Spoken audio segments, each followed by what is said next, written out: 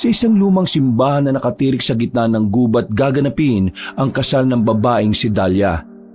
Sa kasal na yon ay naroon ang 3 binata na kaibigan din naman ng babae. Magkakalahating oras na pero wala pa rin si Dahlia sa harapan ng altar. Nababahala na ang iba pero wala silang magawa kundi ang hintayin ang pagdating ni Dahlia. Tingnan niyo yung groom mga pre. Mukhang hindi papahuli ng buhay. Kahit ako si Dahlia, hindi rin naman ako sisipot sa ganitong kasal.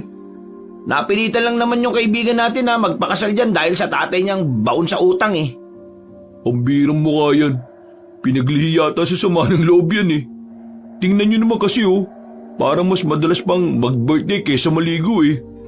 Ay nako, ang malas na kaibigan natin kapag natuloy ang kasal na to. Araw-araw siyang may kasamang masama ang muka. Diyos ko, sana naman hindi na tumuloy si Dahlia. Hindi niya naman mahal yung lalaking yan eh. Bukod na sa mayabang pa yan, hindi naman gwapo. Mas pogi pa nga tayo dyan eh. Uy, manahimik nga kayong dalawa. Nasa simbahan tayo tapos ganyan kayo manlait. Hindi naman siya pangit eh. Hindi lang talaga siya gwapo. Langya ka talaga. Kunwari ka pa eh, nalalait ka rin naman eh. Hindi lang ako masyado nagsasalita. Pero kanina pa ako nagdarasal na sana hindi na nga dumating si Dahlia. Ayoko may kasal siya sa isang lalaking kagaya niyan. Hindi nga tayo nakakasiguro kung aalagaan nga niya si Dahlia eh. Baka mamaya katawan lang ang habol niya kay Dahlia. Eh ikaw naman kasi, ang haba ng panahon, hindi ka pa umamin kay Dahlia na gusto mo siya. Tingnan mo tuloy ngayon, kabado ka tuloy. Paano kung bigla siyang dumating, eh di wala na, finish na, ikakasal siya. Tapos ikaw, iyak malala. Eh paano naman kasi, torpe ang kaibigan natin. Yan kasi ang hirap. Kung sino pa ang pogi, siya pa ang walang lakas ng loob. Tingnan mo yung groom, ang pangit-pangit, pero makapal ang mukha. Ba't talaga nagagawa ng pera no? Lumalakas ang loob umarap sa babae. Ay nako, dami niyo pang sinasabi. Tulungan niyo na lang ako magdasal na hindi pumunta rito si Dahlia. Pero napalingon sila sa bungad ng simbahan nang makitang bumukas ang malaking pinto. Nanlalaki ang mga mata ni Daniel nang masilayan ng babaeng si Dahlia. Maganda ang suot nitong wedding gown. Lahat ng tungkol kay Dahlia noong mga sandaling yun ay maganda para kay Daniel. Ang hindi lamang maganda para sa binata sa oras na ito ay ang katotohanang matutuloy na nga ang kasal. Yan, kakadasal mo, baliktad ang nangyari. Naku, yari na. Broken hearted is waving na badis. Walang salitang lumabas sa bibig ni Daniel. Habang marahang naglalakad ang babaeng si Dahlia, palakas ng palakas ang tibok ng kanyang puso. Batid niyang sa oras na makarating na ito sa altar, unti-unti nang magiging malabo ang kanyang pag-asa sa babae. Nagkatinginan sila ni Dahlia nang dumating na nga ito sa kanyang harapan. Nakangiti ang babae, pero ramdam ni Daniel na hindi yun dulot ng kasiyahan. Para itong humingi ng tulong sa kanya. Nilibot ni Daniel ng tingin ang buong simbahan. Nakita niya ang ama nitong si Mang Edwin at malapad ang ngiti nito. Sobrang saya na matandang lalaki dahil sa pamamagitan ng kasal na iyon ay mapapawalang bisa na ang utang nito.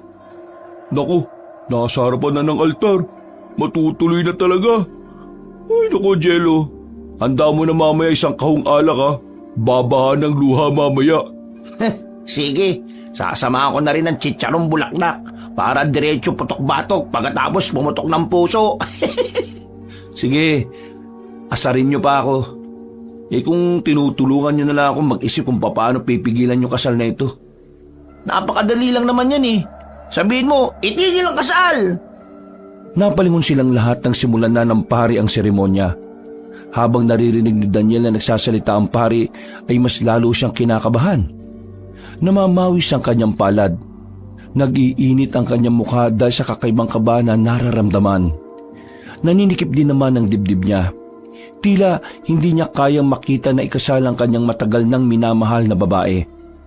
Ngayong nasa harapan na tayo ng Diyos at ng inyong mga kamag-anak, maaari na nating ipakita sa lahat ang simula ng inyong bagong kabanata. Sa hapon na ito, magaganap ang isang kahindik-hindik na kasal. Isang anghel galing sa lupa at isang ewan ko na lang. Nagkaroon ng bulong-bulungan ng mga sandaling yon. Hindi nila maintindihan kung bakit ganun ang pananalita ng pari.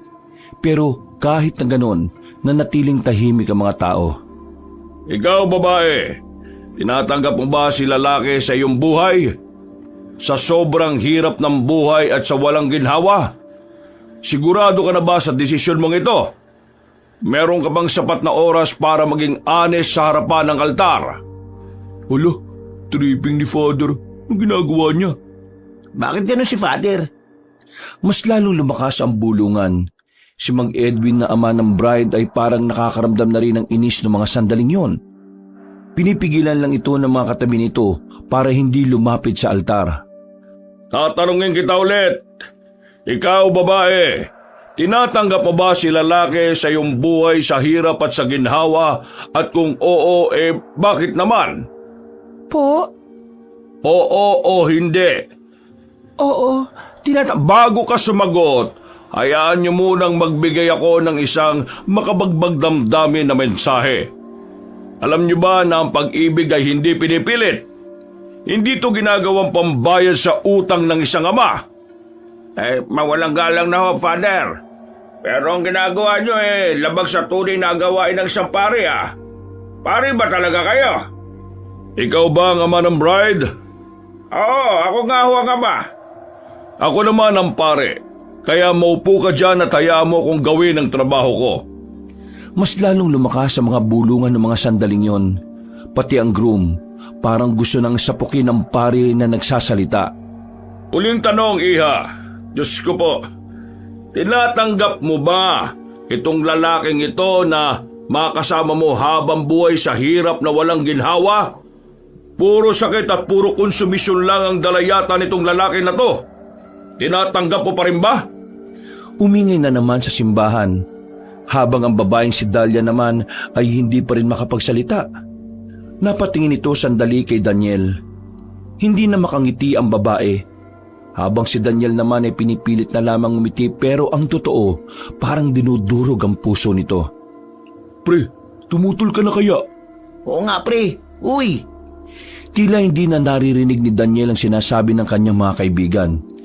Tanging naririnig na lamang niya ay ang pagtibok ng kanyang puso.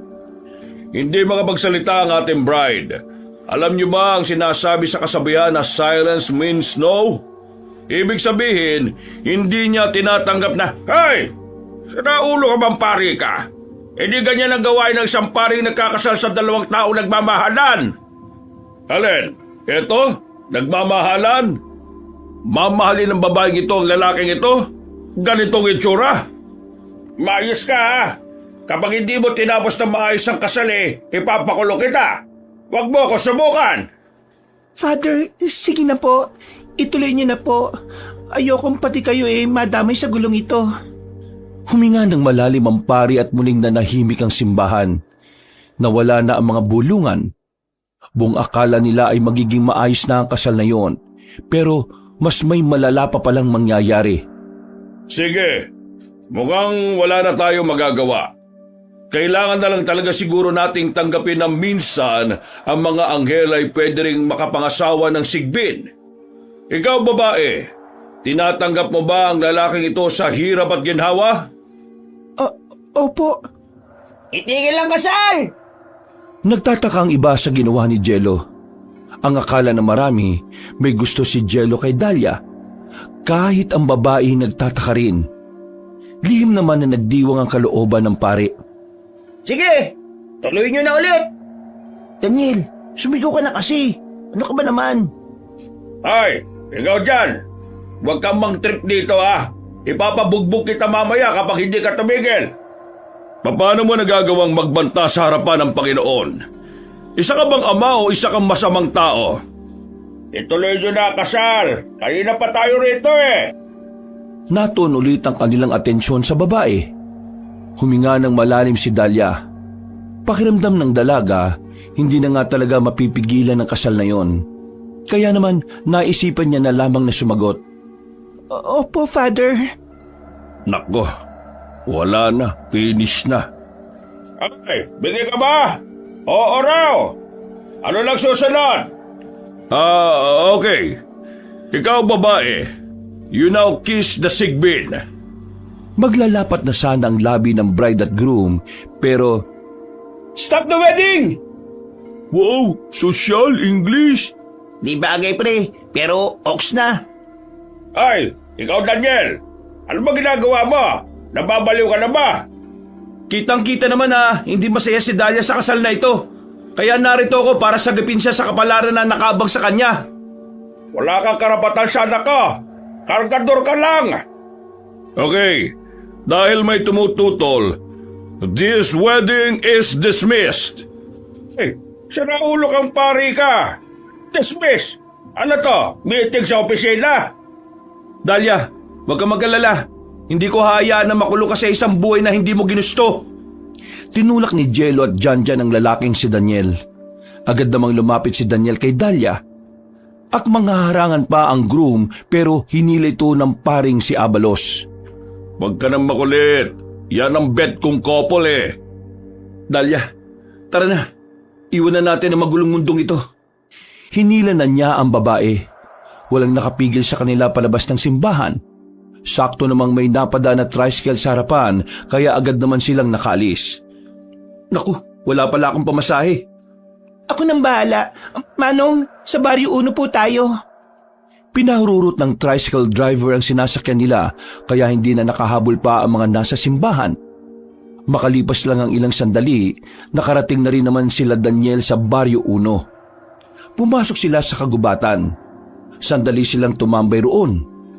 Makalipas lang ang halos 20 minutos na katahimikan na namagitan sa kanila, biglang dumating si Mang Abalos. Nanlalaki ang mga mata ni Daniel sa kanyang nakita. Oh, si Father to ha. Anong ginagawa niya rito? Hindi siya totoong pare. Ha? Paano hindi totoong pare? Nandun siya kanina, di ba?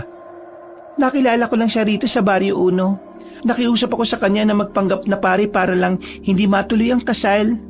Ano? Nasaan yung totoong pare? Nasa likod ng simbahan. Tulog. Pinainom ko ng alak eh. Pambihira. Hindi ko ito inaasahan ah. Pero maraming salamat sa iyo, iho.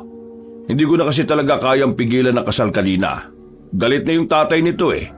Buti na lang umepal ka. Umepal talaga. Hindi masamang umepal minsan. Lalo na kung may buhay kang ililigtas. Tingnan mo ang babaeng ito. Kung hindi ka umepal, baka napangasawa na nito yung sigbin eh. Maraming salamat, Daniel. Utang ko sa iyo ang buhay ko. Ang OA mo naman. Anong utang? Hindi naman ganun kalaki ginawa ko. Niligtas mo ako sa kapalaran na ayaw ko. Ay, ikaw iho.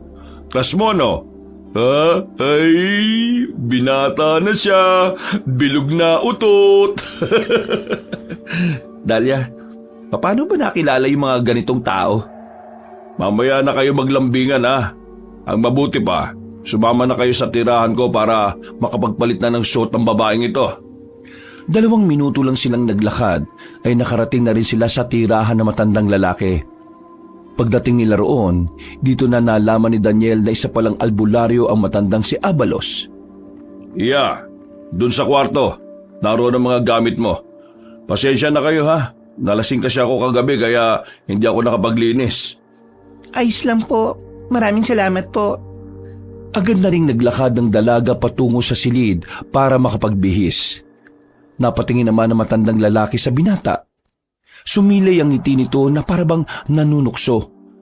Rashmono, ilang taon ka na ba? Tuli ka na ba? Manong naman, malamang tuli na ako. Nasa tamang edad na rin ako. Pero maganda ang ginawa mo ha. Kawawa naman ang batang yan kung may kakasal lang dahil ipambabayad sa utang ng tatay. Sira ulo yung tatay niya eh no. Biruin mo, payapa ang buhay ng anak niya. Ikakasal niya sa lalaking may pamilyang magulo. Noon pa man, masama na talaga ugali ng tatay niyan eh. Nakakainis palagi kapag nakikita niya ako eh. Lagi ako minamaliit. Ang sarap ipakain sa mga aswang kung totoo lang na meron yun eh. Gusto mo ba ipakain ng ama niya sa aswang? Hindi naman totoo yun. Iho, totoo mga aswang. Akala mo lang hindi. Hindi ka ba maniniwala sa isang albularyo na kagaya ko? Hindi pa naman kasi kita ganun kakilala eh. Kaya hindi ko alam kung maniniwala ba ako sa'yo. Kung sa bagay, may punto ka naman. Pero, ikaw iho, seryoso, mahal mo ba yung babaeng yun, di ba? Ha? Alam mo ba, iho, kapag ang isang lalaki ay pinigilan ng kasal ng isang babae, ibig sabihin nun, may nararamdaman siyang espesyal sa babaeng yon. Hindi na nakapagsalita pa ang lalaking si Daniel. Natigil na ang kanilang usapan na yun nang lumabas na ng silid ng babae. Oh, paano? Lalabas na muna ako. Bibili lang ako ng pangapunan.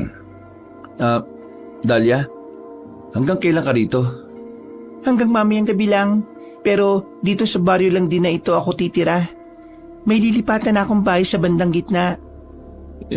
Sigurado ka bang kaya mo? Gusto mo ba akong samahan? Ha? Di ba bawal yun? Mag-asawa lang ang nagsasama sa iisang bahay eh. Hindi naman na uso ang ganon. Ang mahalaga naman ngayon, may respeto ang lalaki sa babae kahit na walang namamagitan sa kanila. Pero ganun kasi ang turo sa akin ng lola ko noong nabubuhay pa siya. Hanggat hindi kayo kinakasal, hindi kayo pwede magsama sa iisang bahay. Kailangan na muna nating magpakasal. Magpapakasal tayo? Hindi nakapagsalita si Daniel. Parang hindi niya rin inaasahan na masasabi niya yon. Mahabang katahimikan ng namayani. Tila may dumaang anghel sa kanilang harapan. Pero binasag na lamang ni Daniel ang katahimikan na yon. I mean, di ba, if ever lang naman, kailangan kasal tayo. Kung sa bagay. Nanahimik na lamang si Daniel sa gilid. Noong mga sandaling yon, alam niya sa kanyang sarili na nakakaramdam siya ng kilig. Hindi niya lamang ito pinahahalata. Lumabas na muna siya para magsibak na lamang ng kahoy. Pero sinundan pa rin siya ni Dalia roon. Hindi ko na alam kung ano mangyayari pagkatapos ng mga nangyari. Sigurado ko, galit na sa iyo ang tatay mo. Kung sakaling uuwi ka sa kanila, tatanggapin ka pa rin naman nila eh. Pero hindi ka na makakaalis doon. Sinasabi mo bang hindi na ako pwedeng umuwi? Pwede pa rin naman kung pipiliin mong mabuhay sa paraang ayaw mo. Ayoko na, nakakasakal na. Gusto ko nang mamuhay ng sarili ko lang. Matagal na ako nagtitiis sa mga ginagawa ni tatay eh. Ako na lang palagi ang nagiging kabayaran sa lahat ng maling desisyon niya sa buhay. Hindi naman sa kinakampihan kita. Pero tama lang naman na isipin mo rin ang sarili mo. Minsan lang naman tayo mabubuhay sa mundong ito eh. At huwag nating hayaan na pagharian ng iba ang buhay natin. Tayo ang hari at reyna ng sarili nating buhay. Kaya dapat gawin natin ang lahat para mapabuti tayo. Tama ka, Daniel. Kahit na kailan, marunong ka talaga pagdating sa buhay. Isa yan sa mga hinahangaan ko sa iyo eh. Lumaki kasi akong walang mga magulang eh. Si Lola lang ang kasama ko. Pero mula nung mawala siya nitong nakaraang taon, mas marami akong napagtantong bagay. Siguro nga, mas matututo tayo kapag mag-isa na lang tayo eh, no? Sandaling natigil ang kanilang usapan nang merong mapansin ng babae sa gilid ng salangan. Meron kasing bungo doon ng tao. Biglang nakaramdam ng kilabot ang babae. Natatakot ka ba sa bungo na yan? Huwag kang mag-alala. Lahat ng albularyo may ganyan. Sabi kasi ni Lola dati, ang mga bungo na ginagamit nila mangontra din sa mga masasamang espiritu. At saka, hindi naman kinuha ni Mang Abalos yan para lang gawing disenyo. May dahilan yan. Ibig sabihin, ayos lang yan dyan? Oo, kasangkapan naman yan ng isang albularyo eh. Pero, paano mo ba siya nakilala? Nitong nakaraan kasi, gusto ko nalang tumalon sa ilog. Pero pinigilan niya ako. Tapos, sinabi ko sa kanya ang problema ko. Tapos ayun, nagkasundo kaming dalawa na tutulungan niya ako kapalit ng pera. Kailangan niya raw kasi ng pera para pondohan ng mga halamang gamot na ginagawa niya. Mukhang pabuting tao naman si Mang Abalos eh. Pero aware ba siya sa kayang gawin ng tatay mo? Alam ba niya na bigating tao ang tatay mo? Sinabi ko naman sa kanya lahat eh, pero pumayag pa rin siya. Dalia, ano bang balak mo ngayon sa buhay mo? Mamumuhay ako ng simple. magpapatulong ako kay Mang Abalos na makahanap ng trabaho. Di pa paano kung ipahanap ka ng tatay mo? Pinaghahandaan ko ng bagay na yan. Kaya nga dito ako sa Barrio Uno para kahit na papaano, malayo ako sa atin. Basta, Dahlia, ano man ang mangyari, narito lang ako palagi para tumulong ha. Kasama mo kami ng tropa. Maraming salamat. Palang araw, makakabawi rin ako sa'yo. Hindi naman na kailangan. Ang mahalaga lang naman sa akin nasa maayos kang kalagayan. Para saan pat naging magkaibigan tayo, di ba? Makalipas ang ilang oras ay agad dumating na rin ang matandang si Abalos. Pasipul-sipul pa ito ng ilapag ang mga pinamili sa mahabang lamesa sa bakuran nila. Iya, kapag nakalipat ka na sa kabila, wag kang lalabas kapag malalim na ang gabi ha. Merong munti ka ng mabiktima mga aswang dyan eh.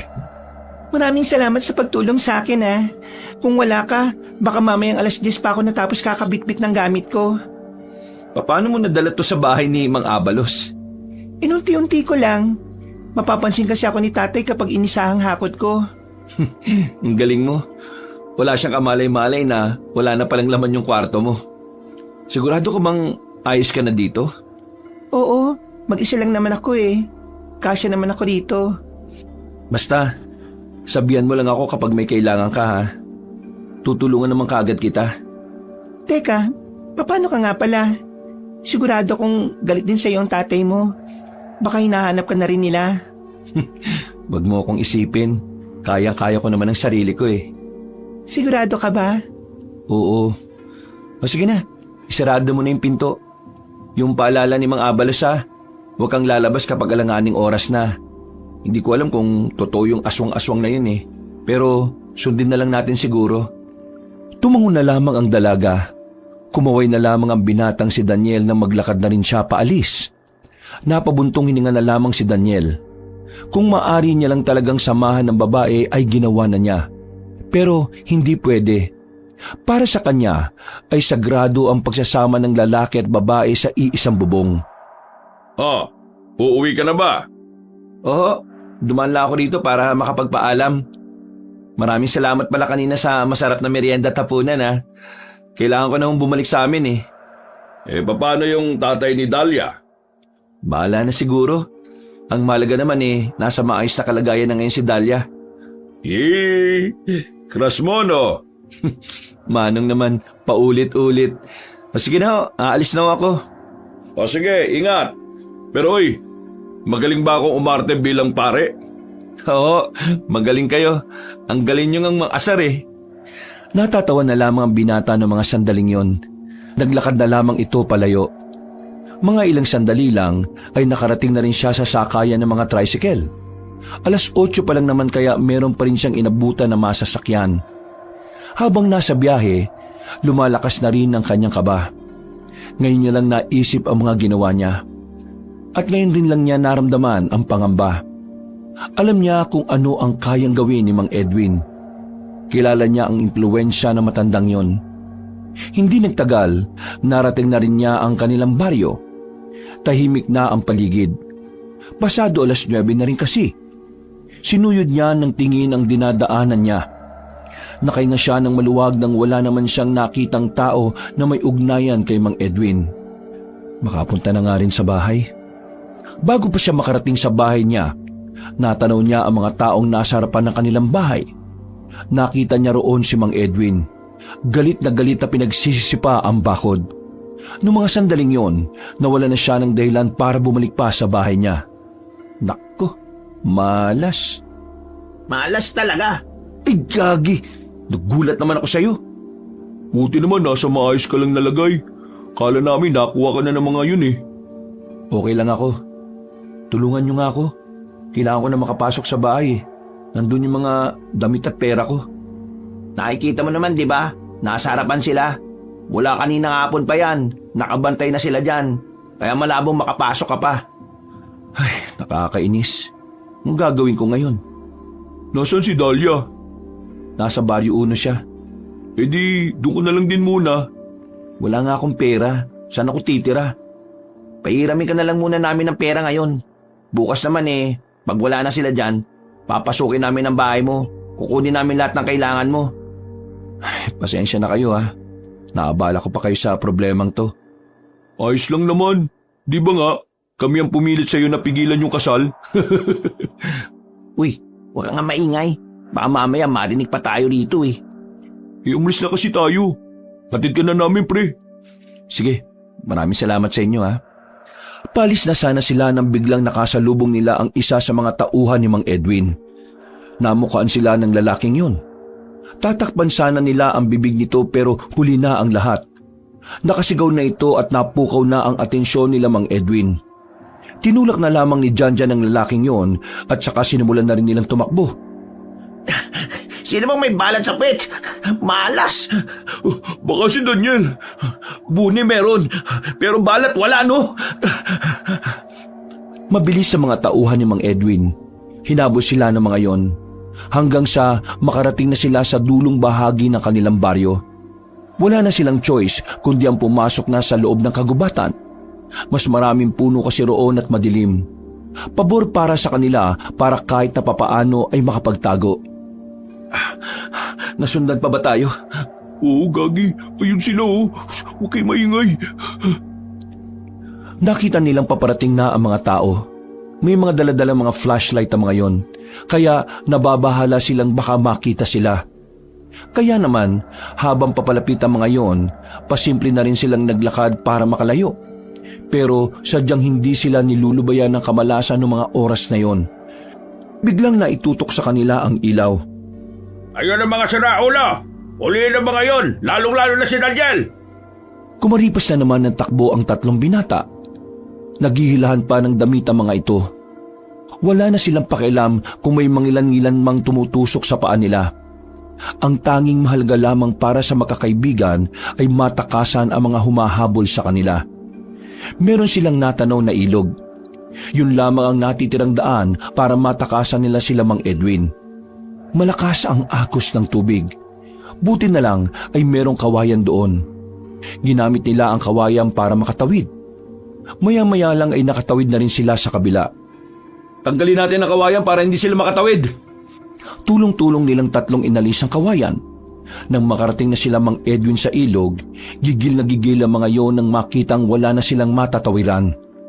Walang iyakang lalaki ka! Sabot din ang anak ko! Kakaswa kita ng kidnapping! Anong kidnapping pinagsasabi mo? Sumama sa akin ang anak mo, no? At tama lang naman na pinigilan ko yung kasal kasi magiging kalbaryo lang naman ang buhay ni Dahlia. Wala ka na pakialam kung ano ang mangyayari sa buhay niya. Hindi ka naman niya kaano-ano ah. Kargador ka lang naman. Kahit umiyak ka pa ng dugo, hindi na babalik sa'yo anak mo. Hindi mo siya magagamit para ipambayad sa mga utang mo. Walang iya ka talaga, siraulo ka. Kapag nahuli kita, ipaparanas ko sa'yo ang impyerno. Hindi na sinagot pa ni Daniel ang sinabing yon ng matandang lalaki. Nagmamadali na lang siyang makaalis. At dahil napalayo na sila sa tamang daan, hindi nila alam ngayon kung paano sila pupunta sa Baryo 1 ng mas mabilis. Naku, nasa gubat tayo ngayon. Saan ang daan? Walang tsak na direksyon tong nilalakad natin. Saka, nag-iingay ka dyan. Kaya manahimik ka na lang. Baka mamaya niyan makabulabog ka ng elemento. O kaya naman, baka may aswang dito. Ikaw talaga ipapakain ko. Wala namang aswang dito sa atin eh. Baka siguro sa ibang baryo meron. Kahit saan pwede magkaroon ng aswang, no? Depende kung saan nila gusto magtago. Ano naman ngayon kumapadpad ang mga aswang dito sa atin? Anong ngayon? Mababangis sa mga yon, no? Nananakit sila ng tao. Kakayanin naman ng tao yun. Ano pang silbi ng mga barumbado at tamboy sa baryo natin, di ba? Uy, tigilan nyo na nga yung mga aswang-aswang na yan.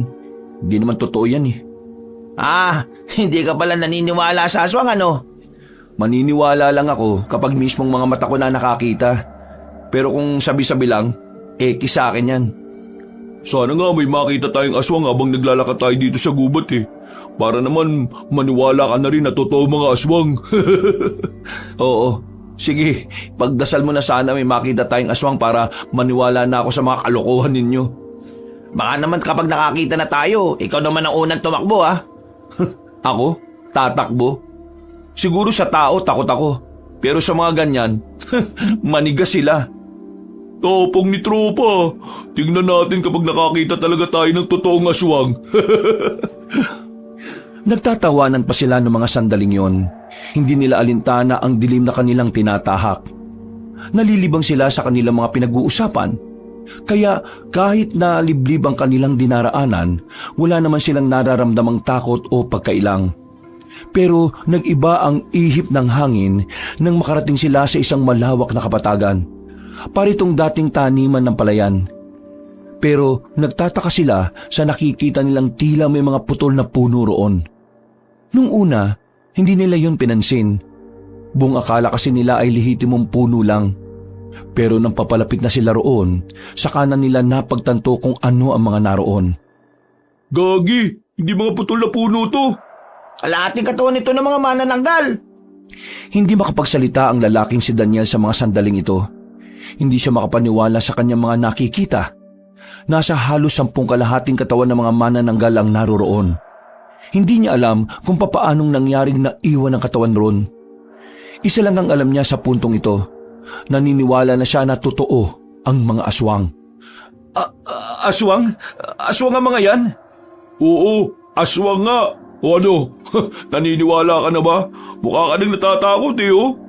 Kailangan na nating umalis dito. Baka mamaya malaman nilang narito tayo. Ang sabi nila, kapag ibabang katawan lang ang kaharap mo, hindi ka raw mararamdaman ng mga aswang. Kaya naman, meron ako naisip. Ano naman ang naisip mo? May naisip akong trip mga pre. Eh di ba sinasabi nyo kanina na delikado ang mga aswang? Eh bakit narito pa tayo? Uy, takot siya. Takot ka no?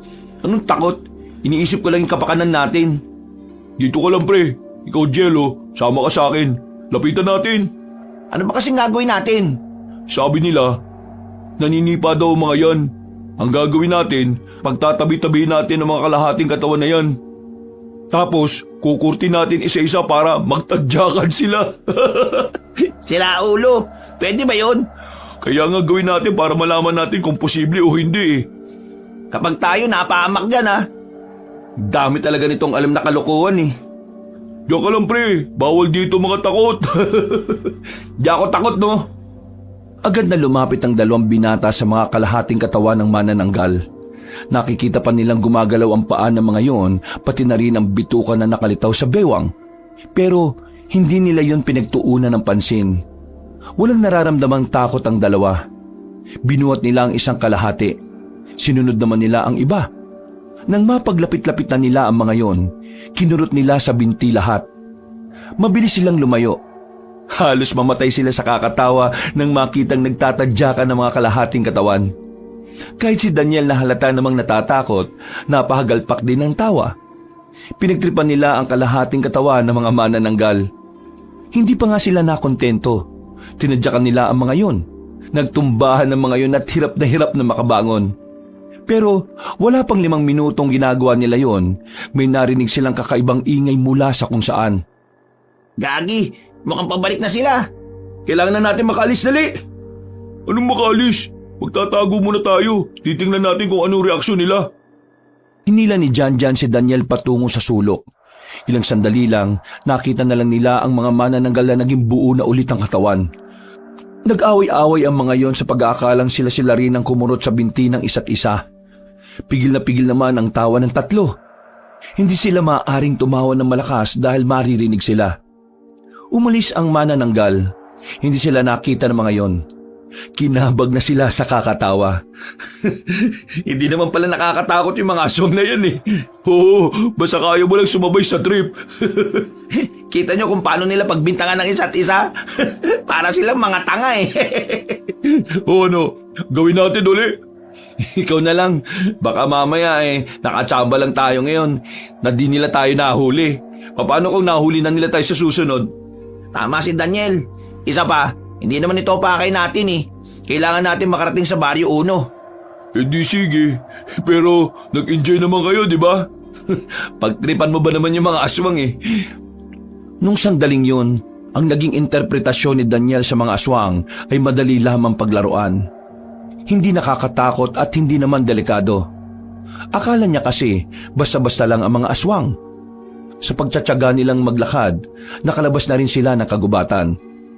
Nasa kalsada na sila at nalaman na rin nila ang tamang daan. Dakong alauna na ng madaling araw na makarating sila sa Baryo 1. Tulog na ang lahat ng tao.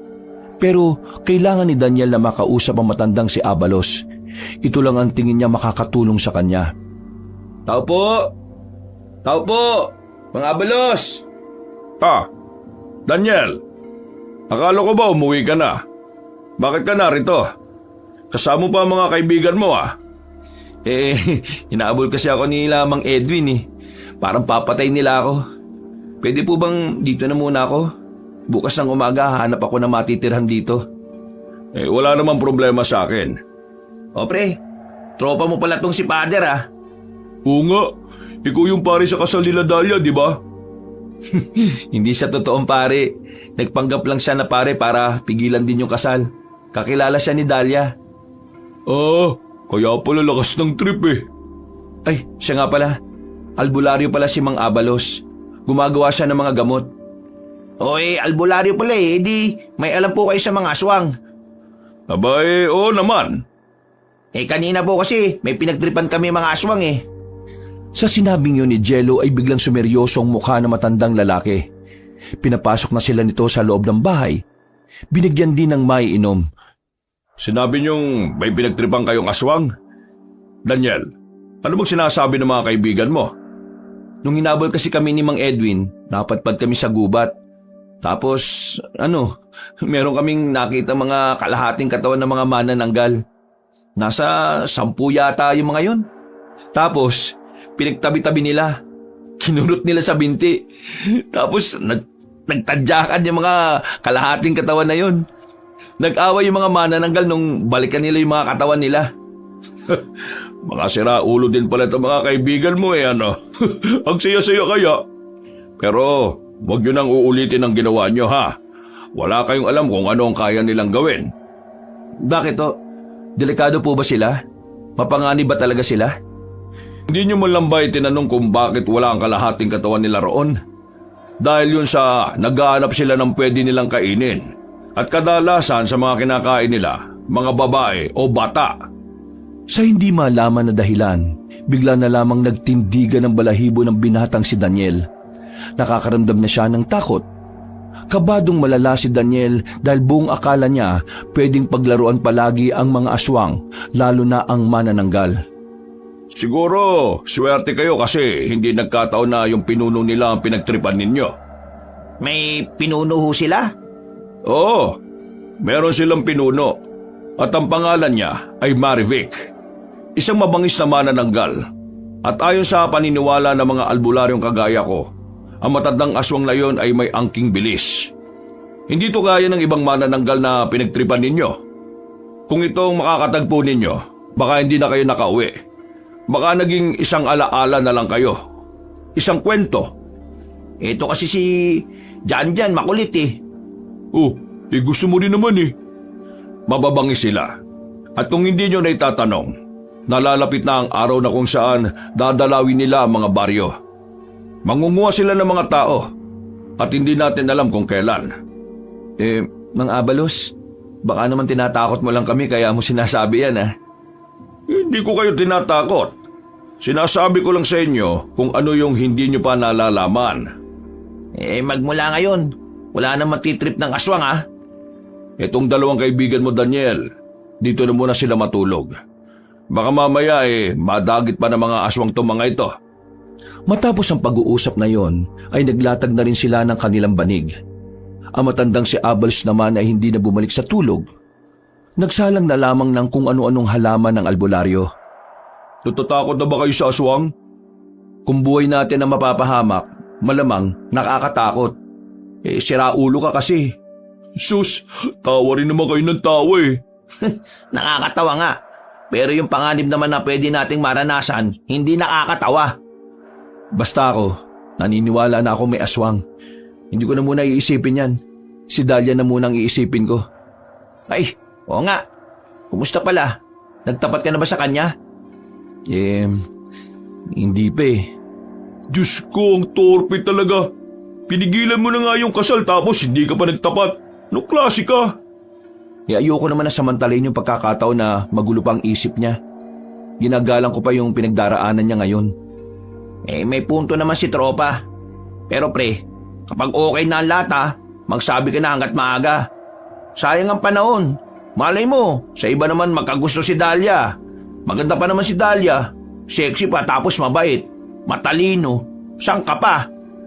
Kukuha lang ako ng tamang pagkakataon. Lalakasan ko rin ang loob ko. Napangiti na lamang ang lalaking si Daniel. Mga ilang sandali lang, hindi na niya namalayan na nakatulog na pala siya. Kinabukasan, nagising na lamang sila dahil sa masarap na amoy ng puto. Bumangon sila at pagdating nila sa bakuran, katatapos lang palang magluto ni Mang Abalos. Napangiti rin si Daniel nang makita niyang naroon din si Dahlia. Gising na pala mga boarders ko. Kain na kayo rito. Puto na may tableya. Dahlia, kanina ka pa rito? Hindi naman, medyo kararating ko lang. Kumusta ka naman? Ayos naman ako. Nahirapan lang ako matulog. Siguro kasi naninibago pa ako. Sa susunod na araw, mahimbing na yung tulog mo niyan. Sana nga. Kailangan ba muna naming umalis para makapag-usap kayo na maayos? Oo nga, para naman masaulo niyo ang isa't isa. Ay! Uy, para kayong mga siraulo. Hindi na lamang pinansin ni Daniel ang mga sinasabi sa kanila ng dalawang kaibigan. Itinuon na lamang niya ang atensyon sa kanyang kinakain. Maya-maya lang din, umuwi na rin si Janjan at Jello. Naiwan si Daniel doon kasama si Dahlia at Mang Abalos. Noong hapon na yon, kailangan niya makahanap ng matitirhang bahay. Kaya naman, naglakad-lakad sila sa baryo. Merong isang bakanting bahay malapit lang din sa tinutuluyan ko. Ang kaso nga lang, wala pang gamit sa loob. Wala ring papag. Sa ka muna matutulog. Ayos na siguro yon. Sigurado ka ba? Marami pa naman tayong makikita dyan na kung saan makakatulog ka naman na maayos. Ayos na po yun. Para naman malapit lang din ako kay Dahlia. Kung sa bagay, nauunawaan naman kita. Kahit naman ako gusto ko rin namang mapalapit sa mahal ko. Ano po? Ang sabi ko, puntahan na natin yung sinasabi mo. Maliit na bahay lang ang kanilang dinatnan.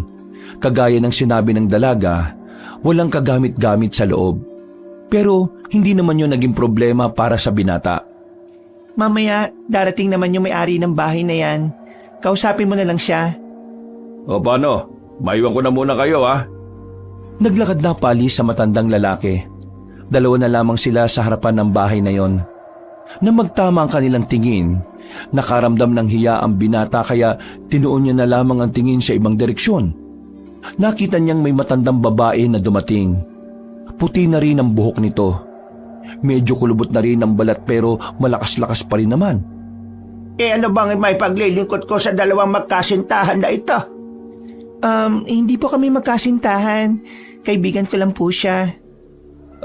Opo, tama po siya. Magkaibigan lang po kaming dalawa. Ano po kasi, pinapaupahan niyo po ba yung bahay na ito? Nagaanap kasi ako ng pansamantala matutuluyan. Oo naman, pinapaupahan ko yan. Kailan ka ba lilipat? Kung pwede lang sana ngayong araw na. Wala kasi ako matutulugan Wala naman din problema.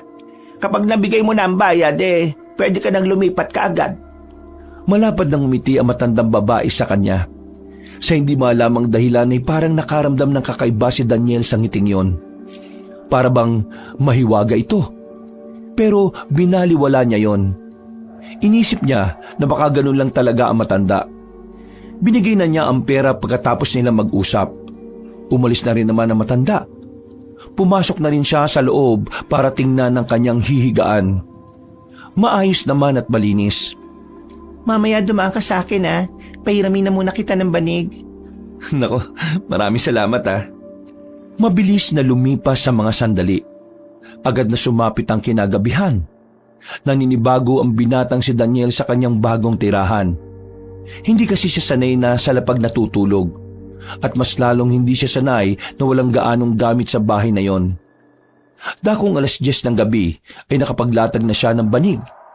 Balak niyang maagang matulog para sana makahanap ng bagong trabaho kinabukasan. Sa mga unang araw ni Daniel doon, masasabi niyang nahihirapan pa siya. Pero sa mga sumunod na araw, unti-unti na rin siyang nasasanay sa bagong sistema ng kanyang buhay. Ang mahalaga naman kasi sa kanya ay malapit lang siya sa babaeng si Dahlia. Kumusta naman kayo sa atin? Hindi ba kayo ginugulo ni Mang Edwin? Hindi naman. Mukha kang hindi naman niya kami nakilala nung hinahabol nila tayo eh. Malabo kasi mata na matandang yun. Pero ikaw, kumusta ka naman pala rito? Eto, ayos naman. Nakakapag-adjust na. May extra na muna ako rito sa pangingisda. Yun yung pinakakakitaan ko ngayon dito. Kailangan mo ba ng pera? Ay, hindi na. Nakakahiya na, no? Marami na kayo naitulong sa akin. Pero kung bibigyan niyo ako, tatanggapin ko din naman. Baka magtampo kayo eh. Bawal daw magtampo sa grasya. Sus, kunwari ka pa no? Pwede ba dito kami matulog mamaya? Para naman may kasama ka? Oo naman, no? Wala namang problema. Bumili ng alak ang dalawang kaibigan niya. Kaya pagsapit ng kinagabihan, naglaklakan sila. Naunang nalasing si Janjan, habang si Jello naman ay pagewang-gewang na rin ang lakad. Si Daniel naman, hindi naman sobrang lasing. Kakaunti lang din naman kasi ang ininom nito dahil hindi naman ito lasinggero. Napapailing na lamang ang binatang si Daniel. Nakaandusay na sa sahig si Janjan at Jello. Hinila na lamang niya mga yon para makahiga na maayos. Bakit ba kasi nagpakalasing ang mga yan? Sinasaktan ba sila ni tatay sa baryo natin? Sabi nila sa akin, hindi naman daw sila inaano ni Mang Edwin. Tiningnan ko rin yung katawan nila at mukha. Wala naman silang pasa eh. Baka namiss lang talaga nila ako kaya sila napainom ng ganyang karami. Sige. Pasok na ako sa bahay ko O sige, sabay na tayo. Punta rin kasi ako sa bahay ni Mang Abalos eh. Hinatid ni Daniel ang dalaga sa mismong tapat ng bahay nito. Nagpalitan sila ng ngiti bago naglakad palayo si Daniel. Walang paglagyan ng saya ni Daniel sa mga oras na ito. Pakiramdam niya ay siya na ang pinakaswerteng tao sa buong mundo. Hindi mawala-wala ang malapad niyang ngiti habang naglalakad na siya sa daan. Pinuntahan niya ang matandang si Abalos, pero nang dumating siya roon, nakita niyang papalis na ang matandang lalaki. Agad niya itong nilapitan. Mang Abalos, saan kayo pupunta ngayon? Bakit parang sasabak yata kayo sa laban? Wala naman. Mangangaso lang ako para makatipid sa pera. Bakit? May sasabihin ka ba sa akin? Sabihin mo na habang maaga pa. Manghiram lang sana ako ng langis manghilot. Masakit kasi yung paa ko eh. Nakikita mo ba yung aparador na yun sa gilid ng lutuan? Kunin mo dyan. Kulay berde ang takip. Pasensya ka na ha, hindi na kita maasikaso. Kailangan ko na rin kasing umalis. Pinagmasdan na lamang ni Daniel ang albularyo na naglakad palayo. Saan kaya pupunta yun? Masundan nga. Matapos makuha ang langis, mabilis niyang sinundan si Mang Abalos. Nakita niyang pumasok ang matandang lalaki sa loob ng kagubatan. Dito pa lang, masama na ang kutob niya. Nagkaroon na siya ng ideya na baka aswang ang bibirahin nito. Kinakabahan si Daniel para sa kapakanan niya. Pero nag-aalala rin naman siya sa matanda. Kahit kasi kailan lang niya ito nakilala, naging mahalaga na ito para sa kanya. Ang tapang naman niyang aswang ang kakalabanin niya. Matanda na siya tapos mag-isa lang din siya. Sa kanyang pagpapatuloy sa pagsunod, natanaw niyang tumigil na ang matandang albularyo sa tapat ng malaking bato. Pinatay na nito ang daladalang lampara. Hindi malaman ni Daniel kung ano ang ginagawa ni Mang Abalos sa likuran ng malaking bato. Pero naririnig niya na parang meron itong inaayos. Pag-alis doon ni Mang Abalos, agad din naman siyang lumapit. Pagsilip niya, may nakita na rin siyang bahay na nakatirik sa gitna ng kagubatan. Masama ng kutob ni Daniel, pero mas lalo siyang nabahala nang makita niyang lumapit na doon na matandang si Mang Abalos. Pumasok ito ng bakuran. Nang lumapit pa ng bahagya si Daniel, nakita niya ang kalahati ng katawan ng manananggal na naroon. Hindi nag-atubiling lumapit ang albularyo. Walang ano-ano, tinaga niya ito ng itak ng paulit-ulit. Agad na tumumba ang kalahating katawan. Gagi, baka bumalik na yung ibabaw na katawan. Mapapahamak si Mang Abalos. Mga ilang sandali lang, lumitaw na ang kalahating katawan ng manananggal. Lumipad yon patungo kay Mang Abalos. Parang aatakin sa puso si Daniel sa kanyang nasasaksihan sa mga sandaling yon. Pero nawala ang kanyang pag-aalala nang makita kaagad na napas lang ni Mang Abalos ang manananggal. Sa sobrang tuwa ni Daniel, nakalimutan na niyang kailangan niya palang magtago. Agad siyang lumapit kay Mang Abalos. Napakagaling niyo naman, Mang Abalos. Paano niyo natalo yung manananggal na yan nang kayo lang mag-isa? Aba, siraulo ka! Bakit ka sumunod dito? Hindi mo ba alam na delikado ang buhay mo rito? Alam ko naman po pero naglalala kasi ako sa inyo eh. Hoy, makinig ka. Nasa misyon ako. Kailangan ko magawa ang misyon ko ngayon. Misyon? Ayan, deads na eh oh. Tapos na di ba? Nagsisimula pa lang ako. 7 manananggal ang kailangan kong patayin ngayon. Ano? 7? Seryoso ba kayo? Kaya nga dapat hindi ka na sumunod eh. Eh di, uuwi na pala ako. Hindi na. Dito ka na lang. Delikado kung uuwi ka mag-isa. Lalo na ngayon, oras na ng ronda nila. Total, nandito ko na rin naman na. Sumama ka na sa akin. Ho? Sasama ako? Anong gagawin ko ron? O ito, hawakan mo itong isang itak. Huwag kang gagawa ng sarili mong desisyon kung ayaw mong mapaaga ha. Naku, pambira naman talaga oh. Gusto ko lang naman manood eh. Mapapalaban pa tuloy. Para naman makaranas ka ng totoong laban ng buhay. Hindi yung puro love life ka lang. Pagkatapos ba nito, magiging matapang na ako? Oo, magiging matapang ka na kung mabubuhay ka pa. Parang timang naman to. Sa halip na palakasin niyo loob ko, pinapahinaan niyo pa lalo eh. O sige na, sama mo na ako. Pasukin natin ang bahay. Baka may makuha pa tayo dito na pwedeng pagbasihan kung nasaan ang iba pang mga aswang. Pinasok nila ang bahay ng manananggal. Sa bungad pa lang, sumakit na ang ulo nilang dalawa dahil sa amoy ng kanilang nalalanghap. Napatakip agad ng ilong ang binata. Pero si Mang Abalos ay tiniis na lamang yon. Nakita nila sa bahay na yon ang malalaking garapon kung saan nakalagay ang mga laman loob ng mga tao na naipon ng manananggal.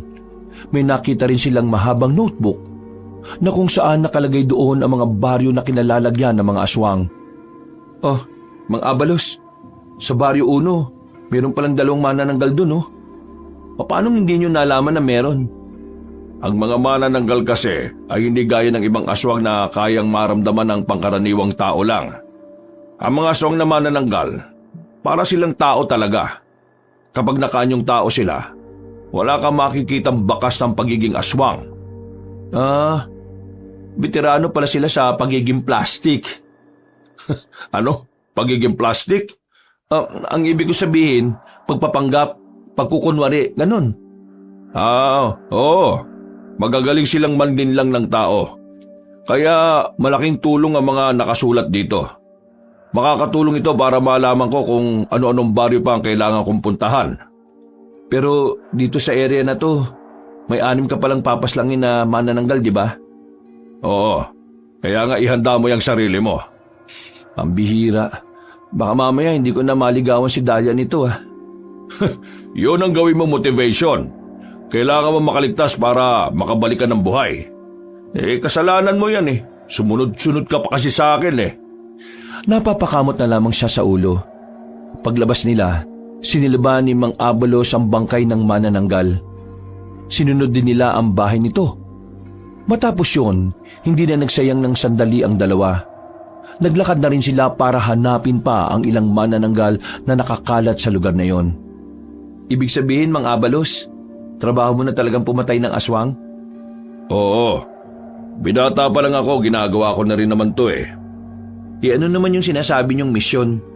May mga kasama ka pa bang iba? Oo, marami kami. Pero magkakahiwalay kami.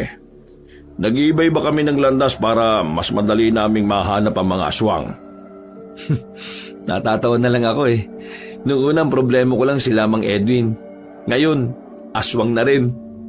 Dahil nabanggit mo na rin yung future biyenan mo, sasabihin ko na rin ito sa'yo. Dapat, bantayan mo palagi si Dahlia.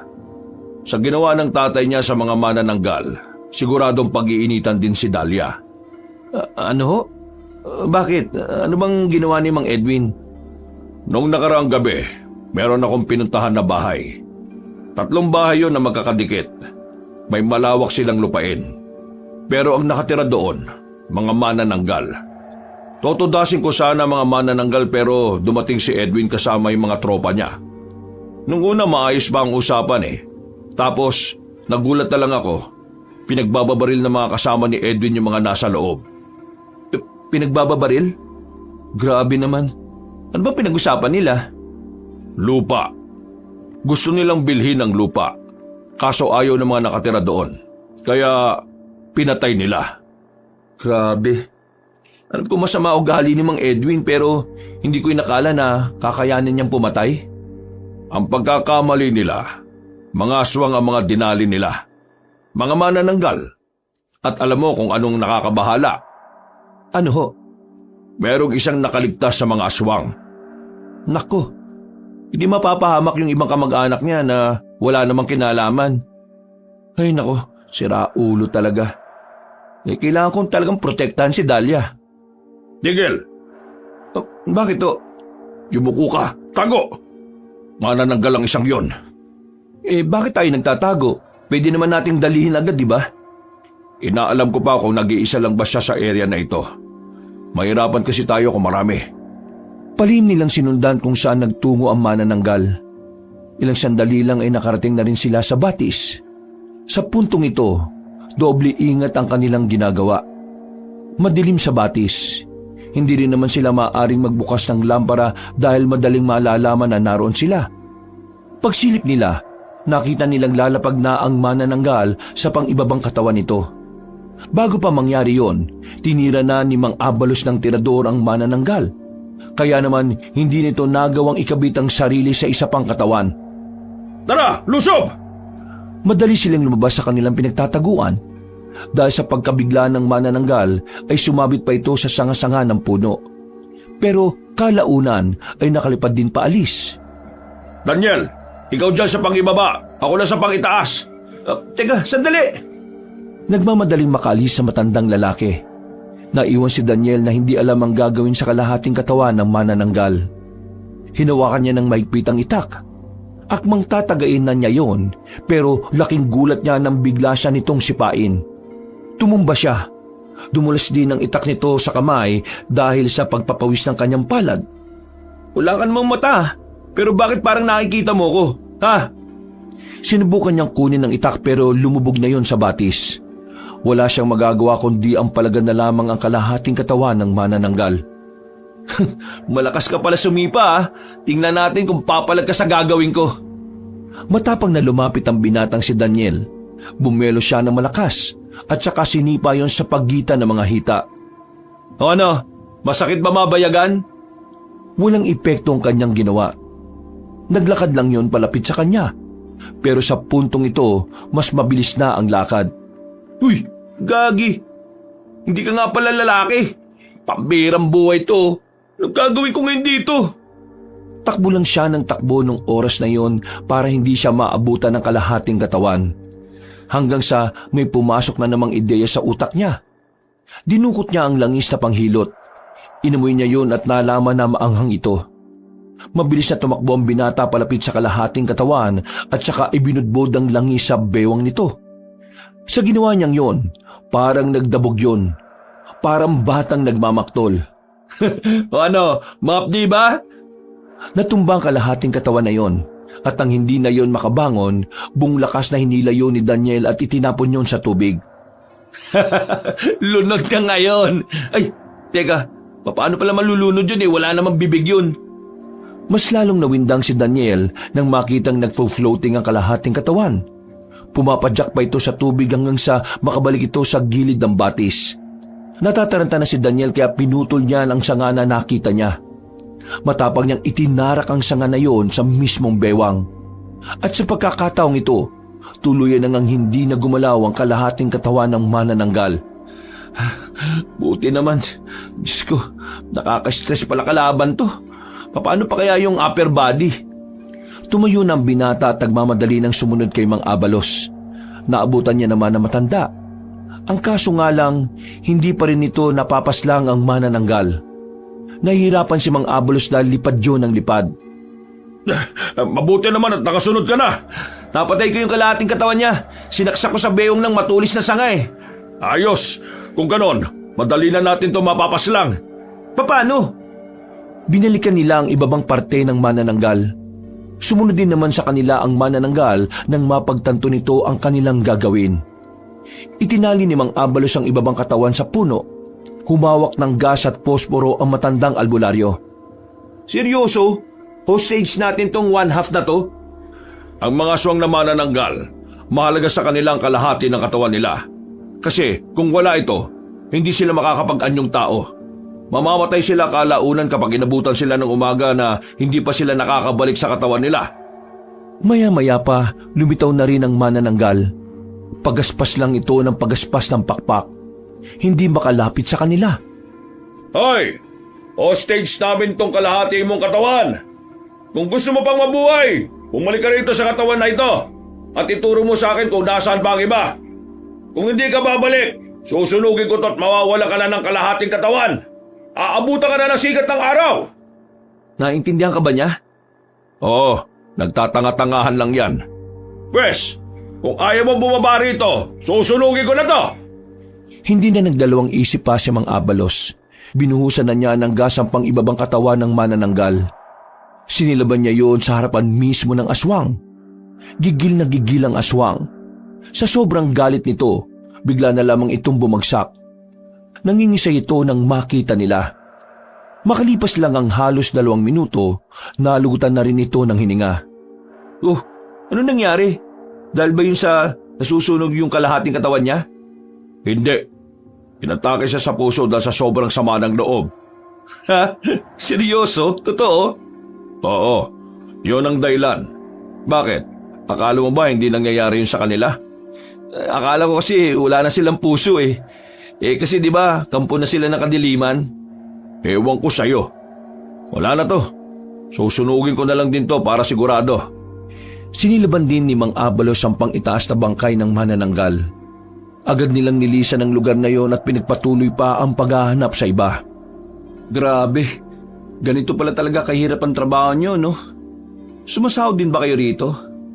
Oo, sumasahod din naman. Depende kung magkano matatanggap namin mula sa pinuno namin. Siya kasi ang nakikipag-usap sa lokal ng probinsya. Ibig sabihin, alam ng local government natin na may aswang? Oo naman. Sila ang unang nakakalam nun. Alam nila noon pa. Grabe, dami kong nalalaman ngayon ah. Tapusin na lang natin tong pagpapahinga na to. Tapos uwi na rin tayo. Paano yung ibang aswang? Sa susunod na araw na lang muna. Nag-aalala ako sa iyo, baka mamatay ka eh. Buti naman nag-alala kayo. Matapos ang halos 10 minutong pagpapahinga sa gilid ng ilog, mabilis na rin naman silang umalis sa lugar na yon. Mag-aalas 3 na ng madaling araw na makabalik sila sa Baryo 1. O paano? Uwi ka na. Baka hinahanap ka na ng kaibigan mo. Bukas ng gabi, magpapasama ulit ako sa iyo. Hanapin natin dito sa Baryo 1 yung 2 manananggal. Sige po, maraming salamat po Mang Abalos. Kasi nakauwi pa ako ng buhay. Napakaway na lamang si Daniel at saka naglakad na rin patungo sa bahay niya. Bago siya pumasok ng bahay, pasimple niya pang sinilip sa bintana ang dalaga. Siniguro niya lamang kung tulog na ito. Uy, nung sinisilip mo dyan, naninilip ka kay Dahlia ha? Sira ulo. Saan ka ba galing? Hindi kayo maniniwala kapag sinabi ko. Saan nga? Isinama ako ni Mang Abalos. May pinatay kaming 2 manananggal. Alam mo anong ginawa ko sa ibabang parte ng katawan ng manananggal? Nilunod ko sa tubig, tapos sinaksak ko ng sanga. Nilunod mo? May bibig ba sa puwet yun na para malunod? Ayaw niyo pang maniwala. Kahit itanong niyo pa kay Mang Abalos. Naniniwala naman kami. Tingnan mo kasi may sugat ka yata sa tagiliran, hindi mo nararamdaman. Uy, nga no. Pasok na sa loob. Linisan mo yan, baka ma-infection ka pa. Ano bang gagawin nyo? Mag-iinit ng tubig. Sakit ng ulo namin eh. Pumasok na lamang ang binatang si Daniel. Habang nililinis niya ang kanyang sugat, namalayan na lamang niya na napapangiti na siya. Sa naranasan kasi niya kasama ang matandang albularyo, pakiramdam niya ay kaya na niyang protektahan ng dalagang si Dalia. Dahil din dito, nagkaroon na rin siya ng interes sa pakikipaglaban sa mga aswang. Matapos linisin ang sugat, nakaidlip na ang binata. Nagising lang siya bandang 9:00 na ng umaga. Nakahanda na ang lahat ng pagkain. Naroon din si Mang Abalos at si Dalia. Wow! Bagong gising ang mandarigma ah. Pasensya na, tinanghali na ako ng gising. Hindi tuloy ako nakatulong sa pagluluto. Ayos lang naman. Si Dalia naman kasi ang nagluto ng ulam natin eh. Ang sarap ng luto ni Dalia, pre. Pwede na mag-asawa talaga. Pinagsasabi niyo naman dyan. Daniel, masarap ba luto ko? Ha? Oo, ang sarap. Walang pagbabago. Walang pagbabago? Ibig sabihin, pinaglulutuan ka na niya dati? Ayos! Ang lakas! Baka po hindi nyo na itatanong. Nagpipiknik pa nga po yan dalawa dati. Tapos gumagawa sila ng bahay-bayan. Uy, buwang! Napuno lamang ng biruan at tawanan ng mga sandaling yon ang kanilang usapan. Aminin man ni Daniel o hindi, gusto niya ring tinutokso siya sa dalagang si Dalia. Pero kahit na ganon, wala pa rin siyang lakas ng loob para ipagtapat ang tunay niyang nararamdaman. Akala ni Daniel ay magiging perpekto na ang araw na yon. Pero hindi niya alam na isang kamalasan pala ang naghihintay sa kanya. 3:00 ng hapon, maagang nawala ang sikat ng araw sa paligid dahil sa nagbabadyang ulan. Nung mga sandaling yon, naisipan ng binatang si Daniel na lumabas ng Baryo 1. Kasama niya si Jello. Kailangan kasi nilang mamalingke. Dahil kinabukasan, piyesta na sa lugar na kinalalagyan nila. Sabi ni Mang Abalos kanina, malapit lang yung palengke rito. Maglilimang minuto na tayo naglalakad dito, wala pa. Ang sabi kasi sa kabila tayo dumaan, hindi dito. Ayaw mo naman kasi, sabi mo may mga aso dun. Ayan tuloy, nakapalayo tayo. Kalalaki mong tao, takot ka sa aso. Ano naman, wala naman sa kasarian ng pagiging takot eh. May trauma na kasi ako sa aso. Nakagat ba naman ako sa puwet nung bata pa ako eh. Sinong hindi mataw-trauma? Oo na. Bilisan na lang natin ang lakad natin. Halos tumakbo na sila sa bilis ng kanilang lakad.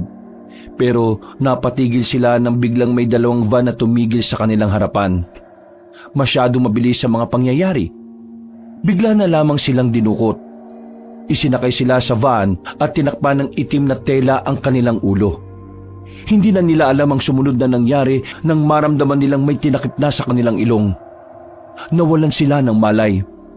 Nagising sila na nakagapos na sila sa upuan. Nakita ni Daniel ang pamilyar na mukha ng isang matandang lalaki. Noong mga sandaling yon, agad na dumaloy ang kaba sa kanyang sistema. Kumusta ka, Daniel? Balita ko, masaya ka na ngayon ah. Sa mga oras na to ba, masaya ka ba? Gusto ko malaman kung anong nararamdaman mo. Nararamdaman ko? Galit, yun lang. Bakit? Iniisip mo bang sasabihin ko na natatakot at kinakabahan ako dahil nakuha mo ko? Pambira, sa pelikula ko lang to napapanood ah. Teka, totoo ba talaga nangyayari to? Baka naman may camera dyan ah. Sabihin nyo lang para maka-smile naman ako. Hoy, ikaw. Hindi ka na sana madadamay rito kung hindi ka lang din umeepal eh. Akalain mo yon. Hindi kita pinaghihinalaan at yung isa pa pero kasama ka pala talaga sa tumutulong sa Daniel na ito. Diyos ko, malamang Mang Edwin, tutulungan ko yan eh, kaibigan ko yan eh. Siguro di mo naranasan tumulong sa kaibigan kasi wala ka nun. Hoy, hindi ko mo yung bibig mo ha. Nakikita mo yung tubo na yon. Ipapasok ko sa bibig mo yan kapag napikon ako sa'yo. Doon naman si Mang Edwin, pinibiro lang naman eh. Huling nagbiro sa akin, pinaglalamayan na ngayon. Kaya itahimik mo yung bibig mo. Hayaan nyo nang maging masaya si Dalia. Huwag nyo na siyang kontrolin. Meron din siyang sariling buhay, no? Huwag mo akong sabihan kung ano ang dapat kong gawin sa anak ko. Wala kang karapatan. Sino ka ba? Di hamak na kargador ka lang ng isa sa mga negosyo ko. Naintindihan mo? Puro ka nalang sabi ng sabi sa akin na kargador. Wala ka namang ibang masasabi? Totoo naman na kargador ka. Isang kargador na may makapal na mukha para ilayo ang anak ko sa akin. Umami ka nga sa akin? May gusto ka ba kay Dahlia? Ano naman kung meron? Bawal ba? Tinatanong mo pa talaga kung bawal? O dinasampal ka? Malamang bawal. Isa kang duka tapos iibigin mo ang nag-iisa kong prinsesa? Prinsesa? Kailan mo siya itinuring na prinsesa? Kasangkapan lang ang tingin mo sa kanya eh. Pambayad utang lang ang tingin mo kay Dahlia. Wala kang karapatan na tawaging prinsesa ang anak mo kung kahit na kailan, hindi ka naman talaga naging hari sa kanya. Tila na insulto matandang lalaki sa narinig nito. Kaya naman, muli na naman itong pinatikim ng malakas na sampalang binata. Hindi pa ito nakontento. Pinagsisisipapan nito si Daniel kahit na nakatumba na ang upo ang pinaggagapusan nito. Ang lakas ng loob mong insultuin ako, wala ka naman magagawa ngayon. Ngayon, sabi mo sa akin kung nasaan ang anak ko. Kasi kung hindi kita titigilan. Papahirapan kita ng papahirapan. Mas gugustuhin ko pang mahirapan kaysa sabihin ko sa iyo kung nasaan siya. Ganon. Ano Eto, ano? Tama na yan. Bakit kasi hindi nala kayo naging mabuting ama para hindi na lumayo sa inyo yung anak nyo? At talagang bumoboses ka pa, ha? Nilapitan ni Mang Edwin ang lalaking si Jello. Hinawakan nito ang binata sa kwelyo at sinampal-sampal ng mahina. Ay, mukhang malutong ang mukha mo, ha? Sige, tingnan natin kung hanggang saan yung kadaldalan mo. Anong gagawin mo sa kanya? Naisip ko lang naman, paano kung baliktarin natin? Anong pinagsasabi mo? Siya ang pahihirapan ko, tapos ikaw ang aamin. Walang ano-ano, ay bigla na lamang hinila ni Mang Edwin ang binatang si Jello. Pinagsususuntok nito ang lalaki sa tiyan. Habang nangyayari yon, nagtatawanan ng mga kasama ni Mang Edwin. Ano? Hindi mo sasabihin kung nasaan ang anak ko? Pre, huwag mong sasabihin. Ayos lang ako. Ayos ka lang pala, ha? Muling pinagsususuntok ni Mang Edwin si Jello. Duguan na ang bibig nito. Kaya naman wala nang magawa si Daniel. Mahal niya si Dahlia, pero hindi niya naman kayang makita na unti-unting nahihirapan ang kanyang kaibigan. Tama na! Sige na! Sasabihin ko na! Baliw ka ba? Kapag sinabi mo, para mo na rin hinayaan bumalik sa kalbaryo si Dahlia. Pre, mahalaga ka rin sa akin. Si Dahlia, makikita ko ba kahit bumalik siya kay Mang Edwin? Pero ikaw, baka hindi na kita makita kapag hindi ko tinuro kung nasaan siya. Tamang desisyon mo, bata. Pero akala ko pa naman meron kang paninindigan. Ilalaglag mo rin pala ang anak ko. Isa kang duwag. Ang dami mo namang sinasabi. Ito naman ang gusto mo, di ba? Ang ituro ko kung nasaan siya. Nasaan nga? Dami mo pang daldal eh. Bugbugin ko tong kaibigan mo uli eh. Sa Barrio 3. Naroon siya. Barrio 3? Sigurado ka ba sa sinasabi mo? Gusto mong malaman kung nasaan si Dahlia, di ba? Pero ngayon sinabi ko na eh, hindi ka naman naniniwala. Anong klaseng utak meron ka? Kapag nalaman kong niloloko mo lang ako, etong kaibigan mo, on the spot papatayin ko to. Di patayin mo. Nagsasabi naman ako ng totoo kaya hindi ko kailangan mabahala, no? Hoy, kayo lima, umalis kayo at puntahan niyo ang Barrio 3. Hanapin niyo ang anak ko ron. Iharap niyo sa akin kahit na anong mangyari. Agad na kumilos sa mga tauhan ni Mang Edwin, na natili naman na matanda sa kanilang harapan. Umupo lamang ito sa harapan ng dalawang binata na kapwa sugatan na ang muka. Kapag bumalik sila na walang napala, alam mo na, Daniel, kaibigan mo ang dedo. Mang Edwin, bukod sa problemang to, may kailangan ka pang dapat intindihin. Anong pinagsasabi mo? Ang mga aswang. Ha? Mga aswang? Sinaulo ka ba? Ikaw yata ang wala sa katinoan eh. Meron kayong inagawan ng lupa. Mga kababaihan yon. Binaril nyo nung ayaw pumayag na ibenta ang lupa sa inyo. Mo nalaman yan? Hindi na mahalaga kung paano ko nalaman. Ang mahalaga, ang mga aswang babalikan nila kayo. Sinasabi mo dyan, hindi totoo mga aswang. Maghahanap ka lang ng panakot Yung hindi pa kapali-paliwala. Inutil ka talaga. Isa sa kanila nakatakas at nakapagsumbong.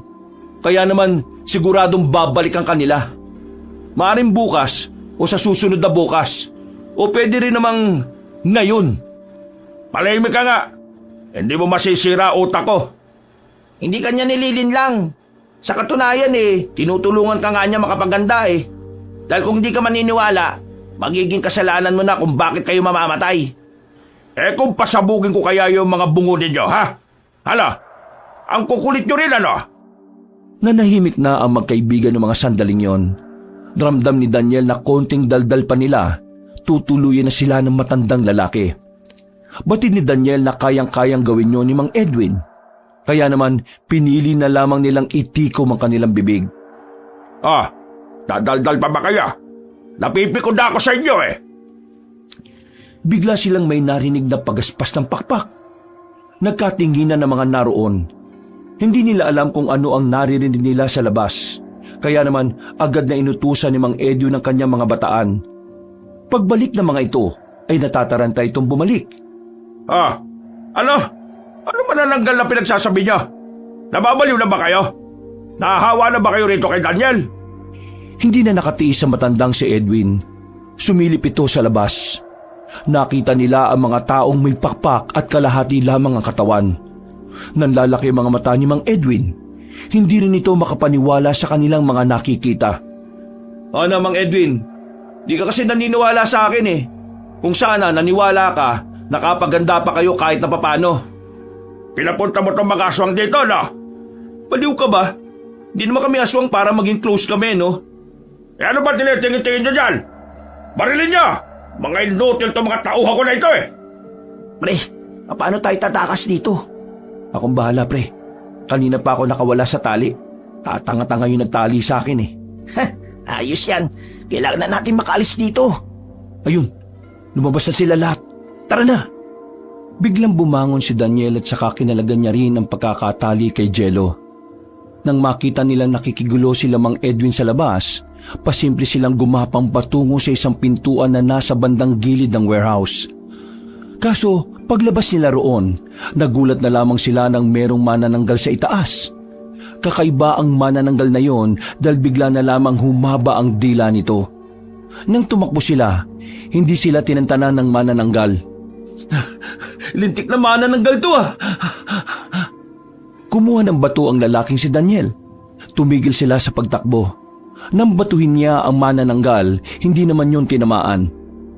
Gagi, ginalit mo lang talaga Sige na, mauna ka na. Anong maunang pinagsasabi mo? Ako na munang bahala rito. Ay, gagi. Joke lang pala. Takbo! Buwang ka talaga! Hinabol sila ng aswang. Noong mga sandaling yon, kahit na masakit pa rin ang kanilang katawan, ay wala silang magawa kundi ang iwasan lamang yon. Nakakita sila ng malaking drum. Nagtago sila sa likod nun. Hindi nila inaasahan na nakaabang lang pala ang aswang sa muli nilang pagsilip. Dinakma si Jello.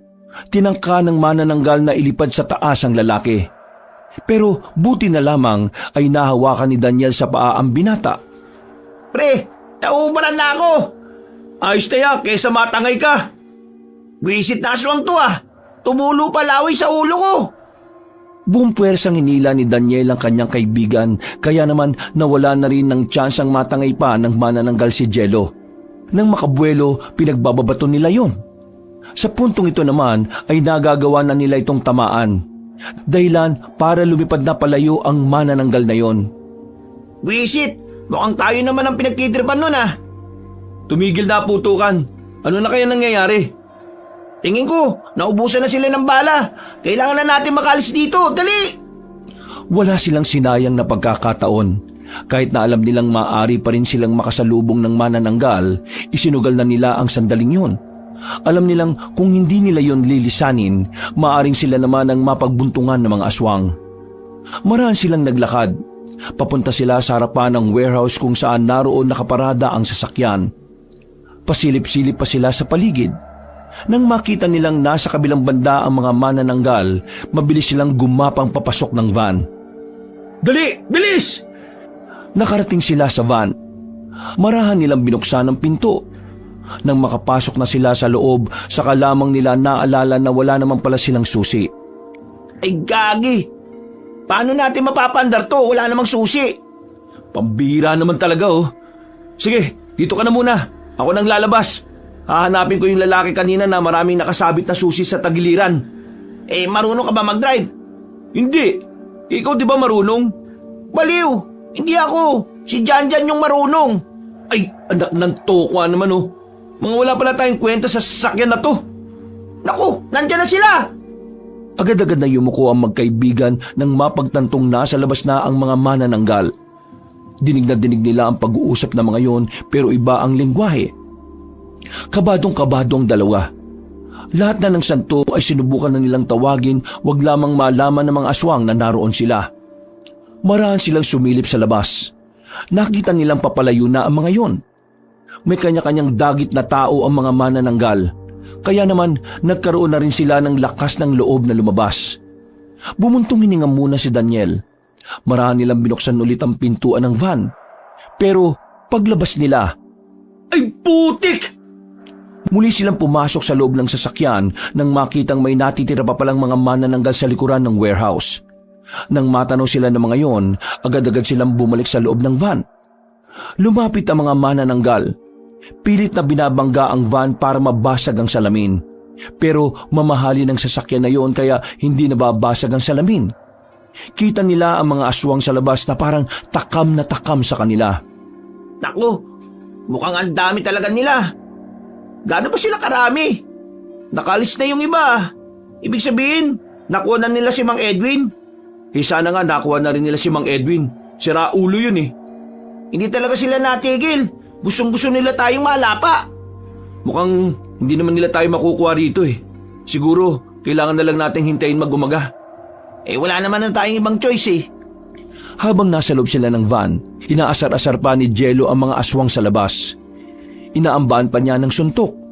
Palibhasa, hindi naman makalapit ang mga yon sa kanila. Makalipas lang ang isang oras, tila napagod na rin ang mga manananggal. Nag-alisa na ang mga yon. Pwede na siguro tayo lumabas. Eh teka, akala ko ba hintayin na lang natin mag-umaga? Eh wala naman sila eh. Sabi mo yan ha, kapag tayo talaga napahamak, kasalanan mo to. Huwag ka na kaya sumama. Ako na lang ang lalabas, dito ka na lang. Ha? Yung ko naman maiwan dito no? O di tara na. Agad-agad silang lumabas ng van. Meron pa silang nakitang baril sa lapag. Dadamputin na sana ni Daniel ang baril, ang kaso nga lang, bigla na lamang lumitaw si Mang Edwin sa gilid. Kasama nito ang dalawang lalaki. Diyos ko naman, hindi pa pala namatay to? Pamilyar ka ba sa kasabihang matagal mamatay ang masamang damo? May sa demonyo ka talaga eh no? Huwag kayong gagawa ng kahit na anong hindi ko magugustuhan dahil baka babaril ko kayo. Dali niyo ako sa anak ko. Kung hindi, patay kayong dalawa. Binalas na naman ng dalawang magkaibigan. Sa halip na nakatakas na sana sila sa mga manananggal, hindi naman sila pinalad sa kamay ni Mang Edwin. Dinakma sila ng dalawang malaking lalaki. Wala silang magawa. Tinalian na naman sila sa kamay. Ipinasok sila ng van. Bumiyahe sila nang hindi na naman nila alam kung saan sila pupunta. Sa puntong ito, tila nawawalan na ng pag-asa si Daniel. Pakiramdam niya, nakatadhana na talaga ang lahat ng mangyayari sa kanila. Hoy, Daniel! Sabihin mo nga sa akin, anong alam mo sa mga lintik na aswang na yon? Ang alam ko lang, gumaganti ang mga aswang kapag may ginagawa kayong kasalanan sa kanila. Bakit? Wala naman akong kasalanan sa kanila. Di ka talaga nakikinig ano? Sarili mong kagagawan, hindi mo maalala? Ang Edwin, yung mga inagawan mo nga ng lupa, mga manananggal sila. Hindi na nagsalita ang matandang lalaki. Nanahimik na rin sila Daniel at Jello. Parang wala na silang lakas para makipag-asaran pa sa matandang lalaki. Ang tanging iniisip nila ay kung papaano sila makakalaya. Sa kakaisip, hindi na nila namalayan na nakarating na pala sila sa Baryo 3. Malapit lang ito sa Baryo 1. Kaya kinakabahan pa rin si Daniel na baka kapag hindi nakita ni Mang Edwin si Dalia doon, sa 1 naman sila tumungo. Narito na tayo. Ituro mo sa akin kung saan nakatira ang anak ko. Kung hindi, sabog ang bungo niyang dalawa. Oo nga, kanina ka pa paulit-ulit eh. Tinulak na sila ng dalawang lalaki na armado pa rin ng baril. Naglakad sila papasok ng baryo. Sa mga pagkakataong ito, kabado na ang lalaking si Daniel. Wala naman kasi doon talaga si Dalia. Niloloko niya lamang ang matandang lalaki. Kanina pa tayo lakad ng lakad ah. Saan ba talaga narito ka ko? O baka naman tinatarantado nyo na naman ako? Di ka ba makapaghintay? Nasa dulo siya tumire. Dulo? Sa dulo pa talaga ha? Malamang, Mang Edwin. Nagtatago siya sa inyo eh. Natural lang na sa pinakatagong parte siya ng baryo tumira. Common sense naman, common sense. Pinagpatuloy nila ang paglalakad. Pero nakarating na sila sa pinakadulo, wala silang inabutang Dalia. Dahil dito, agad nang nanggalaiti ang matandang lalaki. Dinakma nito si Daniel sa kwelyo at idinikit sa pader. Nasaan? Ano? Nasaan dito? Bakit wala kang may makita ha? Agad na nakaisip si Daniel ng paraan para hindi sila tuluyan ni Mang Edwin. Agad niyang sinabi ang imbentong dahilan. Dito ko sa kinatagpo nung nakaraan. Diyan mismo sa bahay na yan. Sira ulo ka ba? Wala nga nakatira dyan? Di malamang umalis na.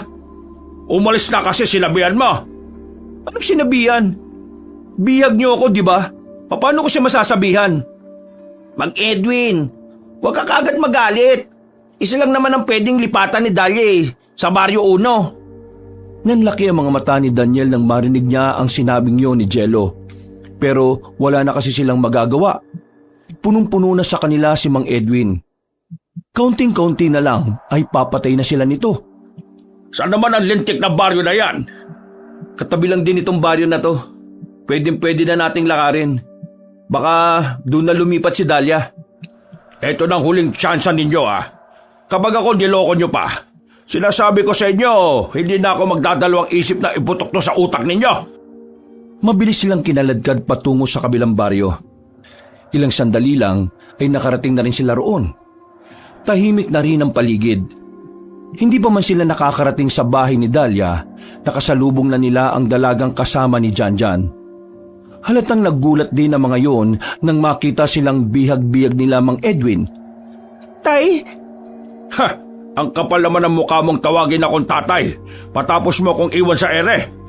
Kung saan kita hinanap eh. Dito ko lang pala matatagpuan. pakawalan mo sila. Ako naman ang kailangan mo, hindi ba? Pakawalan?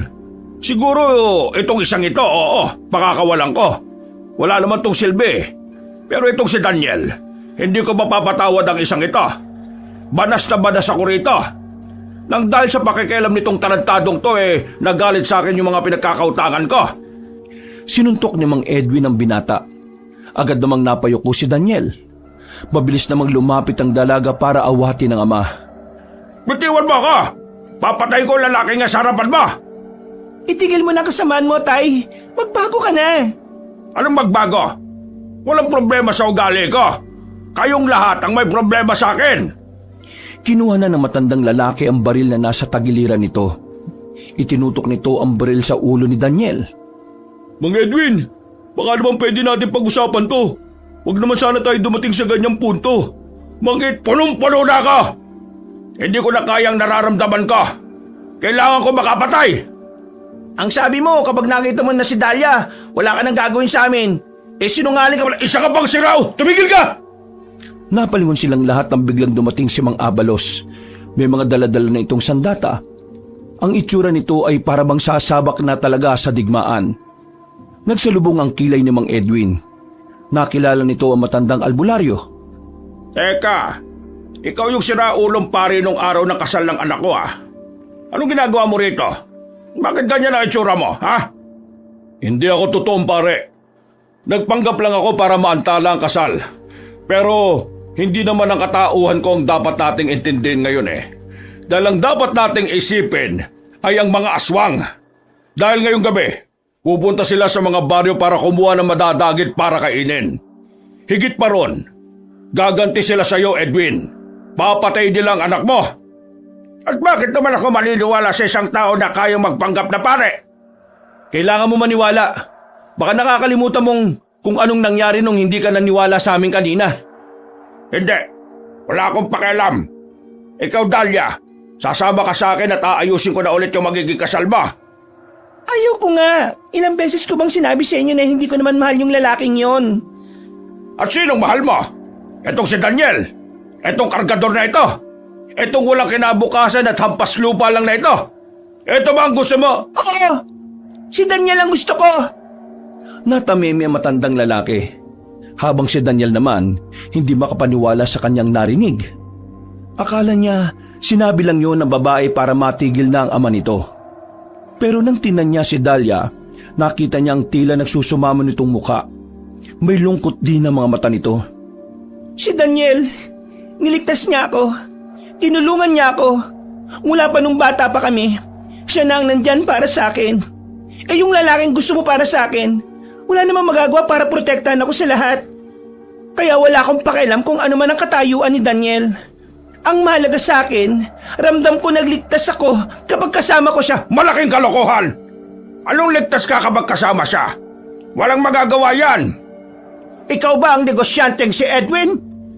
Napalingon silang lahat sa kabilang banda nang marinig nila ang pamilyar na tinig. Nagtatakang tiningnan ni Daniel ang matandang babae. Nagtataka siya kung ano ang ginagawa nito roon. Dabing epal naman dito! At sino ka naman?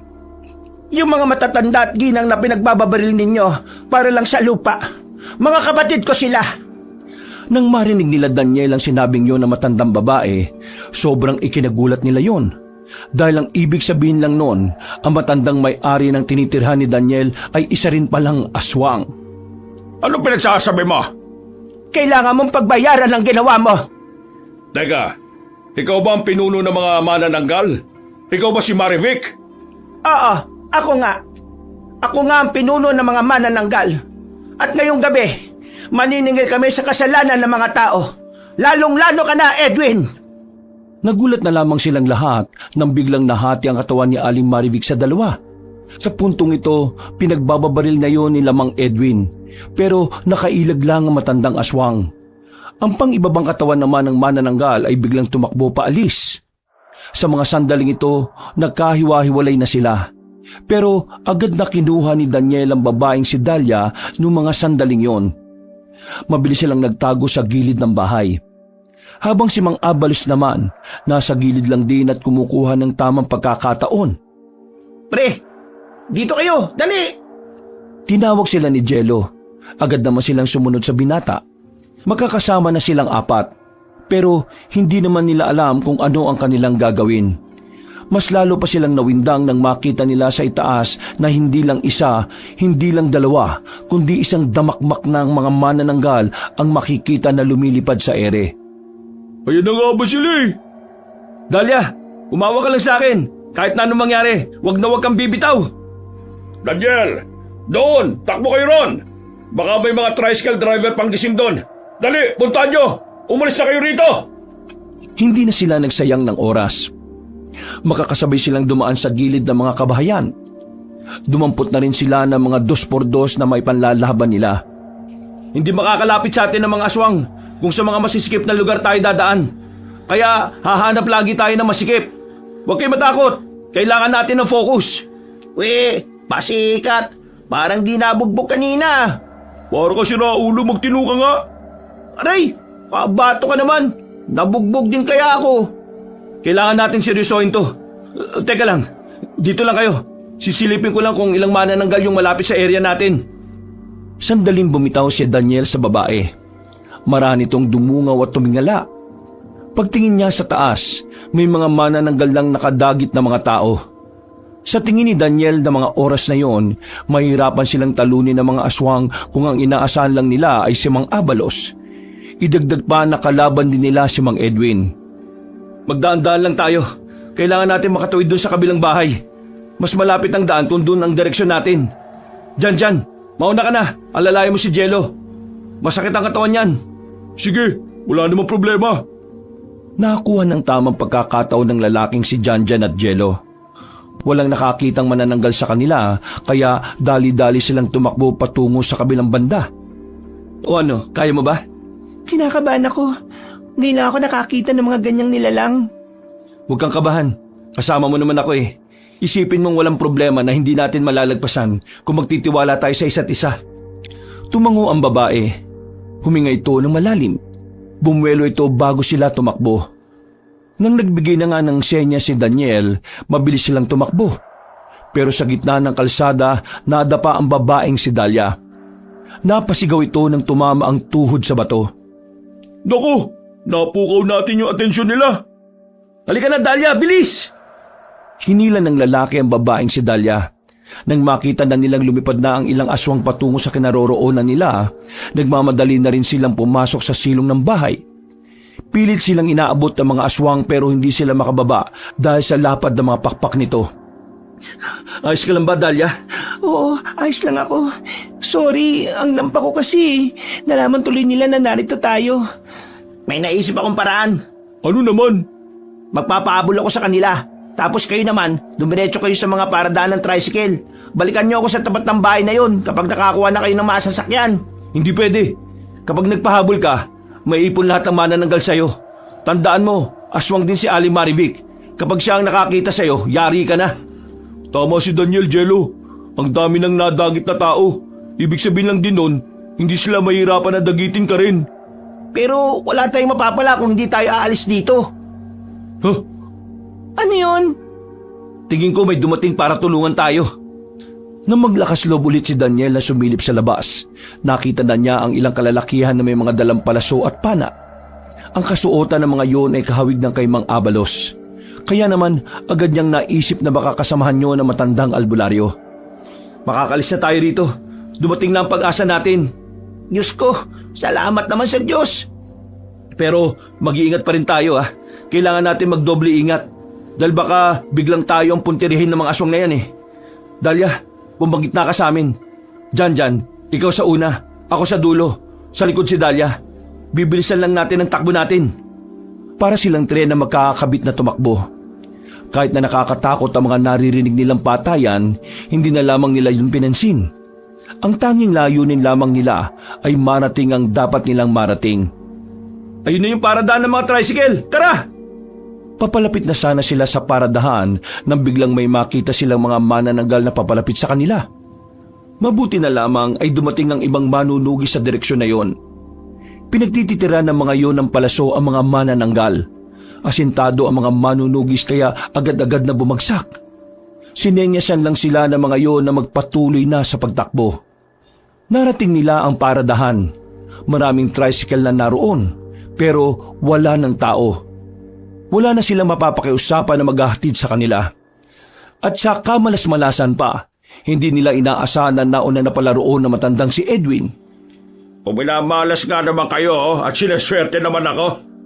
Ano ba kamalasan meron tayo? Lagi na lang nalitaw itong matandang to kapag tatakas na tayo. Tay, nagmamakawa ako sa inyo. Hayaan mo na kami makaalis. Sige na naman oh.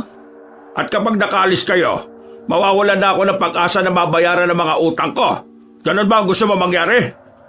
Nakikita mo ba ang mga nangyayari? Kinukuha ng mga aswang ang mga tao dito para gawing pagkain. Tapos ikaw, puro utang mo lang ang nasa isip mo? Kapag hindi ko nabayaran ng utang ko, tuluyan ang masasayang ang lahat ng pinaghirapan ko. Kaya ikaw, Dalia, sumama ka sa akin. Kung hindi ka sasama, ano? Puputok mo sa amin yung baril? Diyos ko, ngayong gabi pa lang, ilang beses na naming narinig yan.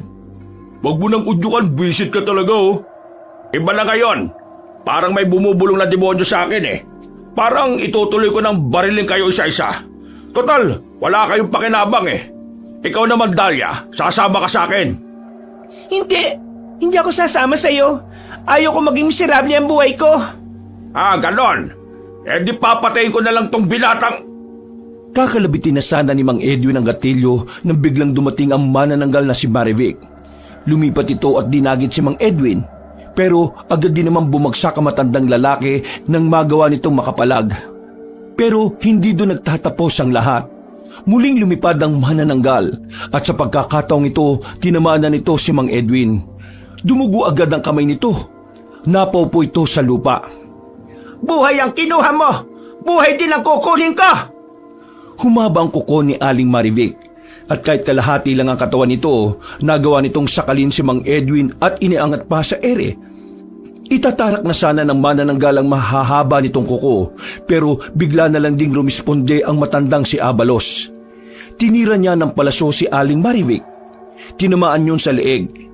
Dahilan para magpagewang-gewang ito nang umatras ito. Bago ka pa makagawa ng mas maraming kasamaan sa mga tao, uunahin na kitang ihatid sa impyerno, Marivic! Tumakbo ng mabilis ang matandang si Abalos. Hinugot nito ang itak sa tagiliran. Walang pagdadalawang isip nitong itinarak yon sa dibdib ni Aling Marivic. Walang ano-ano, agad na itong napasukan ng dugo. Hindi pa nakontento si Mang Abalos.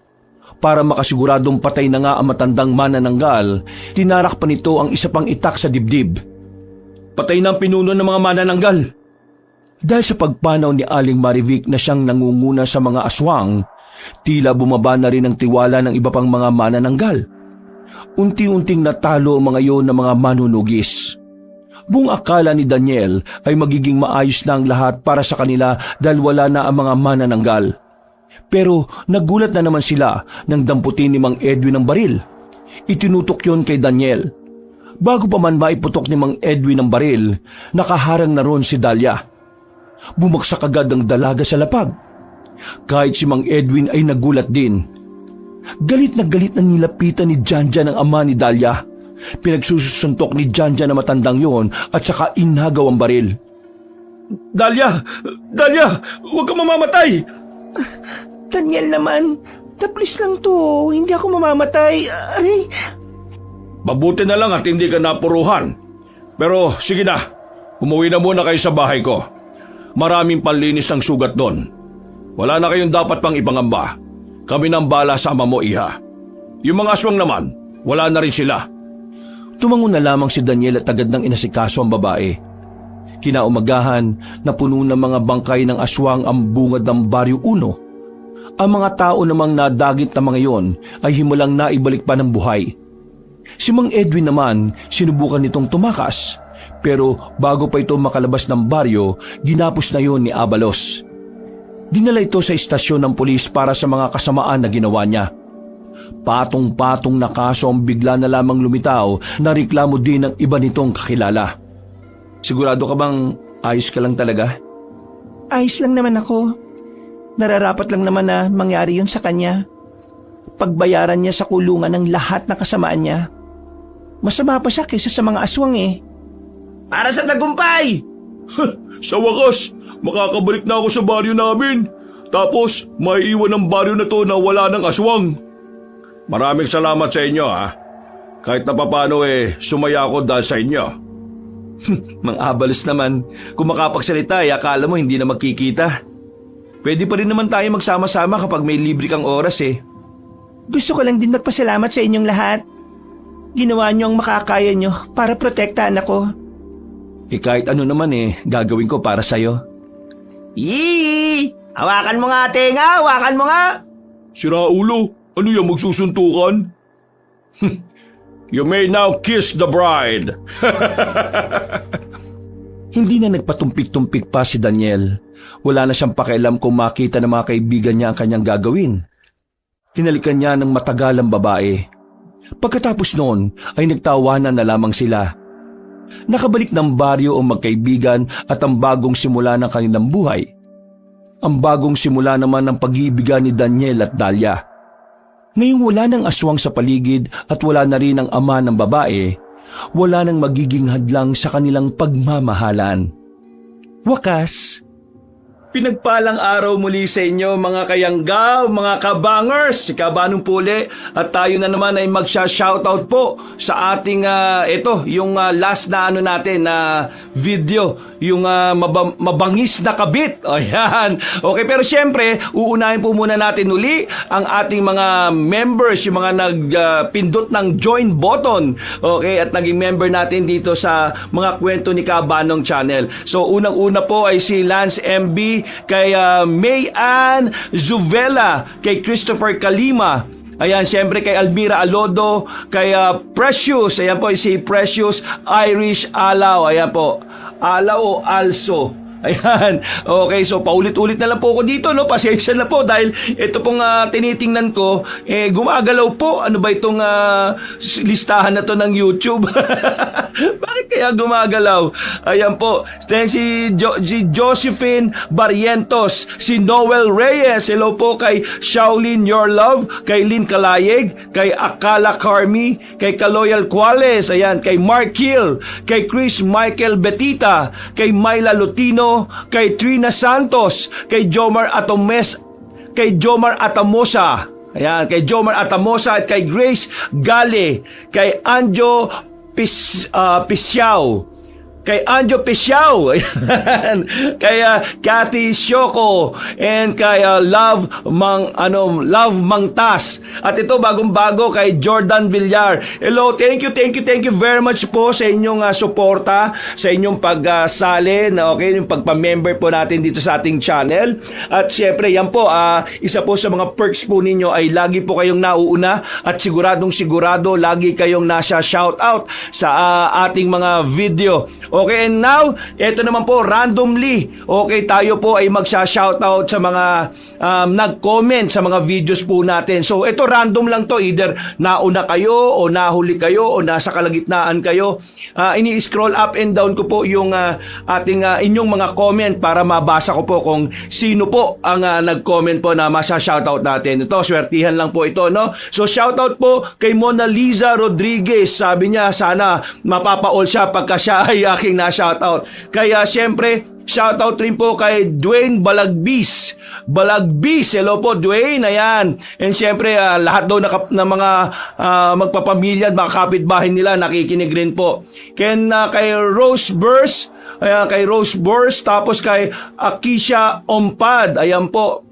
Sabi nga si Kabanong rin daw yung nagboboses kay Ima. O ba, nakilala mo ako, ha? And siyempre kay Mona Lisa Rodriguez, yan. Shoutout po galing po siya sa Saudi. 2 years na po daw siyang nakikinig po sa atin. At kay Ellen Kiano, yan, miss na po daw niya yung boses ni Nanay Eva at ang tambalan nyo ni Tatay Tonyo. Plus yung Three Stooges. Okay? And siyempre, shoutout rin po kay Tambayang Oragon Housemates. Hello po, ito si Tambayan Oragon Housemates. Talagang lagi po siyang nakikinig sa atin, no? Then, shoutout rin po kay Jerry Arsenio. Ayan, sa Arsenio family sa Tacorong. Hello po, shoutout po sa inyo. And kaya siyempre sa Colorado family dyan sa Iloilo. And siyempre OFW po sa Dammam, Saudi Arabia. Ayan, hello po sa inyo. And siyempre shoutout rin po ito kay Ana Asa. Ayan, listening from Marikina. And kay Jordan Villar. Ayan, listening naman po siya. Ito sabi nga, Jordan Villar from Vancouver, Canada. Wow! Sana po all, buti na ang boses ko nakarating ka sa Vancouver. At ito po si Alberto Lili. Shoutout from Parañaque. Ako po dating taga Parañaque rin, sa Baclaran po ako. Pero ngayon, dito na po ako sa Las Piñas nakatira. Sa Pulang Lupa 1. Ayan. Okay, and kaya shoutout din po kay Michelle Di Mariano. Ayan, sa Macau, China pa siya. Kung saan nakakarating ang boses natin, ha. And siyempre, shoutout rin po kay Aiko Villeza. Shoutout po sa inyo, mga Aiko Villeza Quintero from Bahrain. Wow! Sa Bahrain pa po siya. Then kay Marita Lagayo, sa Qatar naman siya. Marita Laguyo pala, sa Qatar. Then kay Joselito Laksamana. Ayan, nayanggaw na rin daw po siya. And siyempre, shoutout din po tayo kay Nancy Mercado at kay Cora Gimbarda. Ayan, family Gumbarda, hello po. And kay Beverly Carbajosa, hello po. And syempre, shoutout rin po kay Clifford Gaming. Ayan, sa Canada po siya. 4D Atuan. Ayun, buti na lang inano niya. Minessage siya, kinomit niya yung kanyang name, kaya nabasa ko po. Ayan po. And kay Mary Ann Pagirigan. Ayan, hello po. And shoutout rin po kay kay Sangre ng Encantadia. Nakikinig rin po pala siya. Nanonood po siya ng Sangre. Ito sa Abu Dhabi, UAE. And siyempre, shoutout rin po kay kay Belinda Chonilo, kay Eric Odonya. Ayan, Eric P. Odonya at ang asawa niya na si Ana Lisa Jael. Hello po sa inyo. And siyempre, Thank you pa shoutout si Lani Arthur from BFHEVA Paranaque. Aba sa BF Homeowners. Ayan, hello po. And kay Lolin Mahilong. Okay, Lolin Mahilong from Singapore. And syempre, shoutout rin po sa ito, sabi niya, nung 59K pa lang yung subscribers niya, nakikinig na siya sa atin. Yan si Olympia Ronquillo ng taga Quezon Province. Hello po. At syempre, shoutout rin po tayo dito kay Mia Bianca Abo. Ayan, ng listening from Ligaw Albay, kay Chean Atayde, Betty and Mia. Lagi nakikinig sa stories. Hello, thank you very much po. At syempre kay Oliver Alferez. Ayan, hello po. And shoutout rin po kay Bebonya Suzena. Nako. Kaya maganda i-comment nyo po yung pangalan po ninyo. Ayan, ito pinagawa kami. It's me, Fidel Sanchez and Florelin from Pagadian City. Shout out po sa inyo. And syempre po kay Marilu Jose. Ayan, so kay Rory Aquino, and last but not the least, shout out rin po ito kay Jennifer De La Cruz, OFW from Hong Kong at from San Jose Antique. So yung po hindi po natin na shoutout po ngayon, no? Patuloy lang po kayo mag-shoutout. Malay nyo, no? Sa susunod po ay kayo naman po ang maswerteng ma-shoutout po natin. Pero kung gusto nyong sureball talaga na ma-shoutout ko kayo, eto po, i-click nyo lang po yung join button dun po sa pangalan po ng ating YouTube channel, yung mga kwento ni Kabanong. Sa ilalim po ng video natin, nandoon yon, join button. So, i-click nyo lang po yan. Meron pong mga entry level po ng membership dyan. Pero as little as almost mga 100 pesos lang yata. Diyos ko, parang ano lang yan, isang mahal pa yung kahan ng sigarilyo. O, di ba po? So, ano na po niya yun? Supportan nyo na po sa akin yung sa mga ginagawa nating pagkukwento sa inyo halos araw-araw, no? Tulong na po ninyo sa channel natin yon. So, thank you very much po muli. Sana po patuloy po kayong mag-comment and syempre mag-like sa ating mga videos at sa mga bagong bisita po natin. Please, mag-subscribe po tayo sa ating channel. Ayan po, at ito, sinasabi nga po natin madalas, always, kung saan man kayo naroon, panig ng mundo, panig ng Pilipinas, lagi po kayong mag-iingat, ha? Kasi po, mahal na mahal po natin kayo. Ito po muli si Kabanong saying, I love you!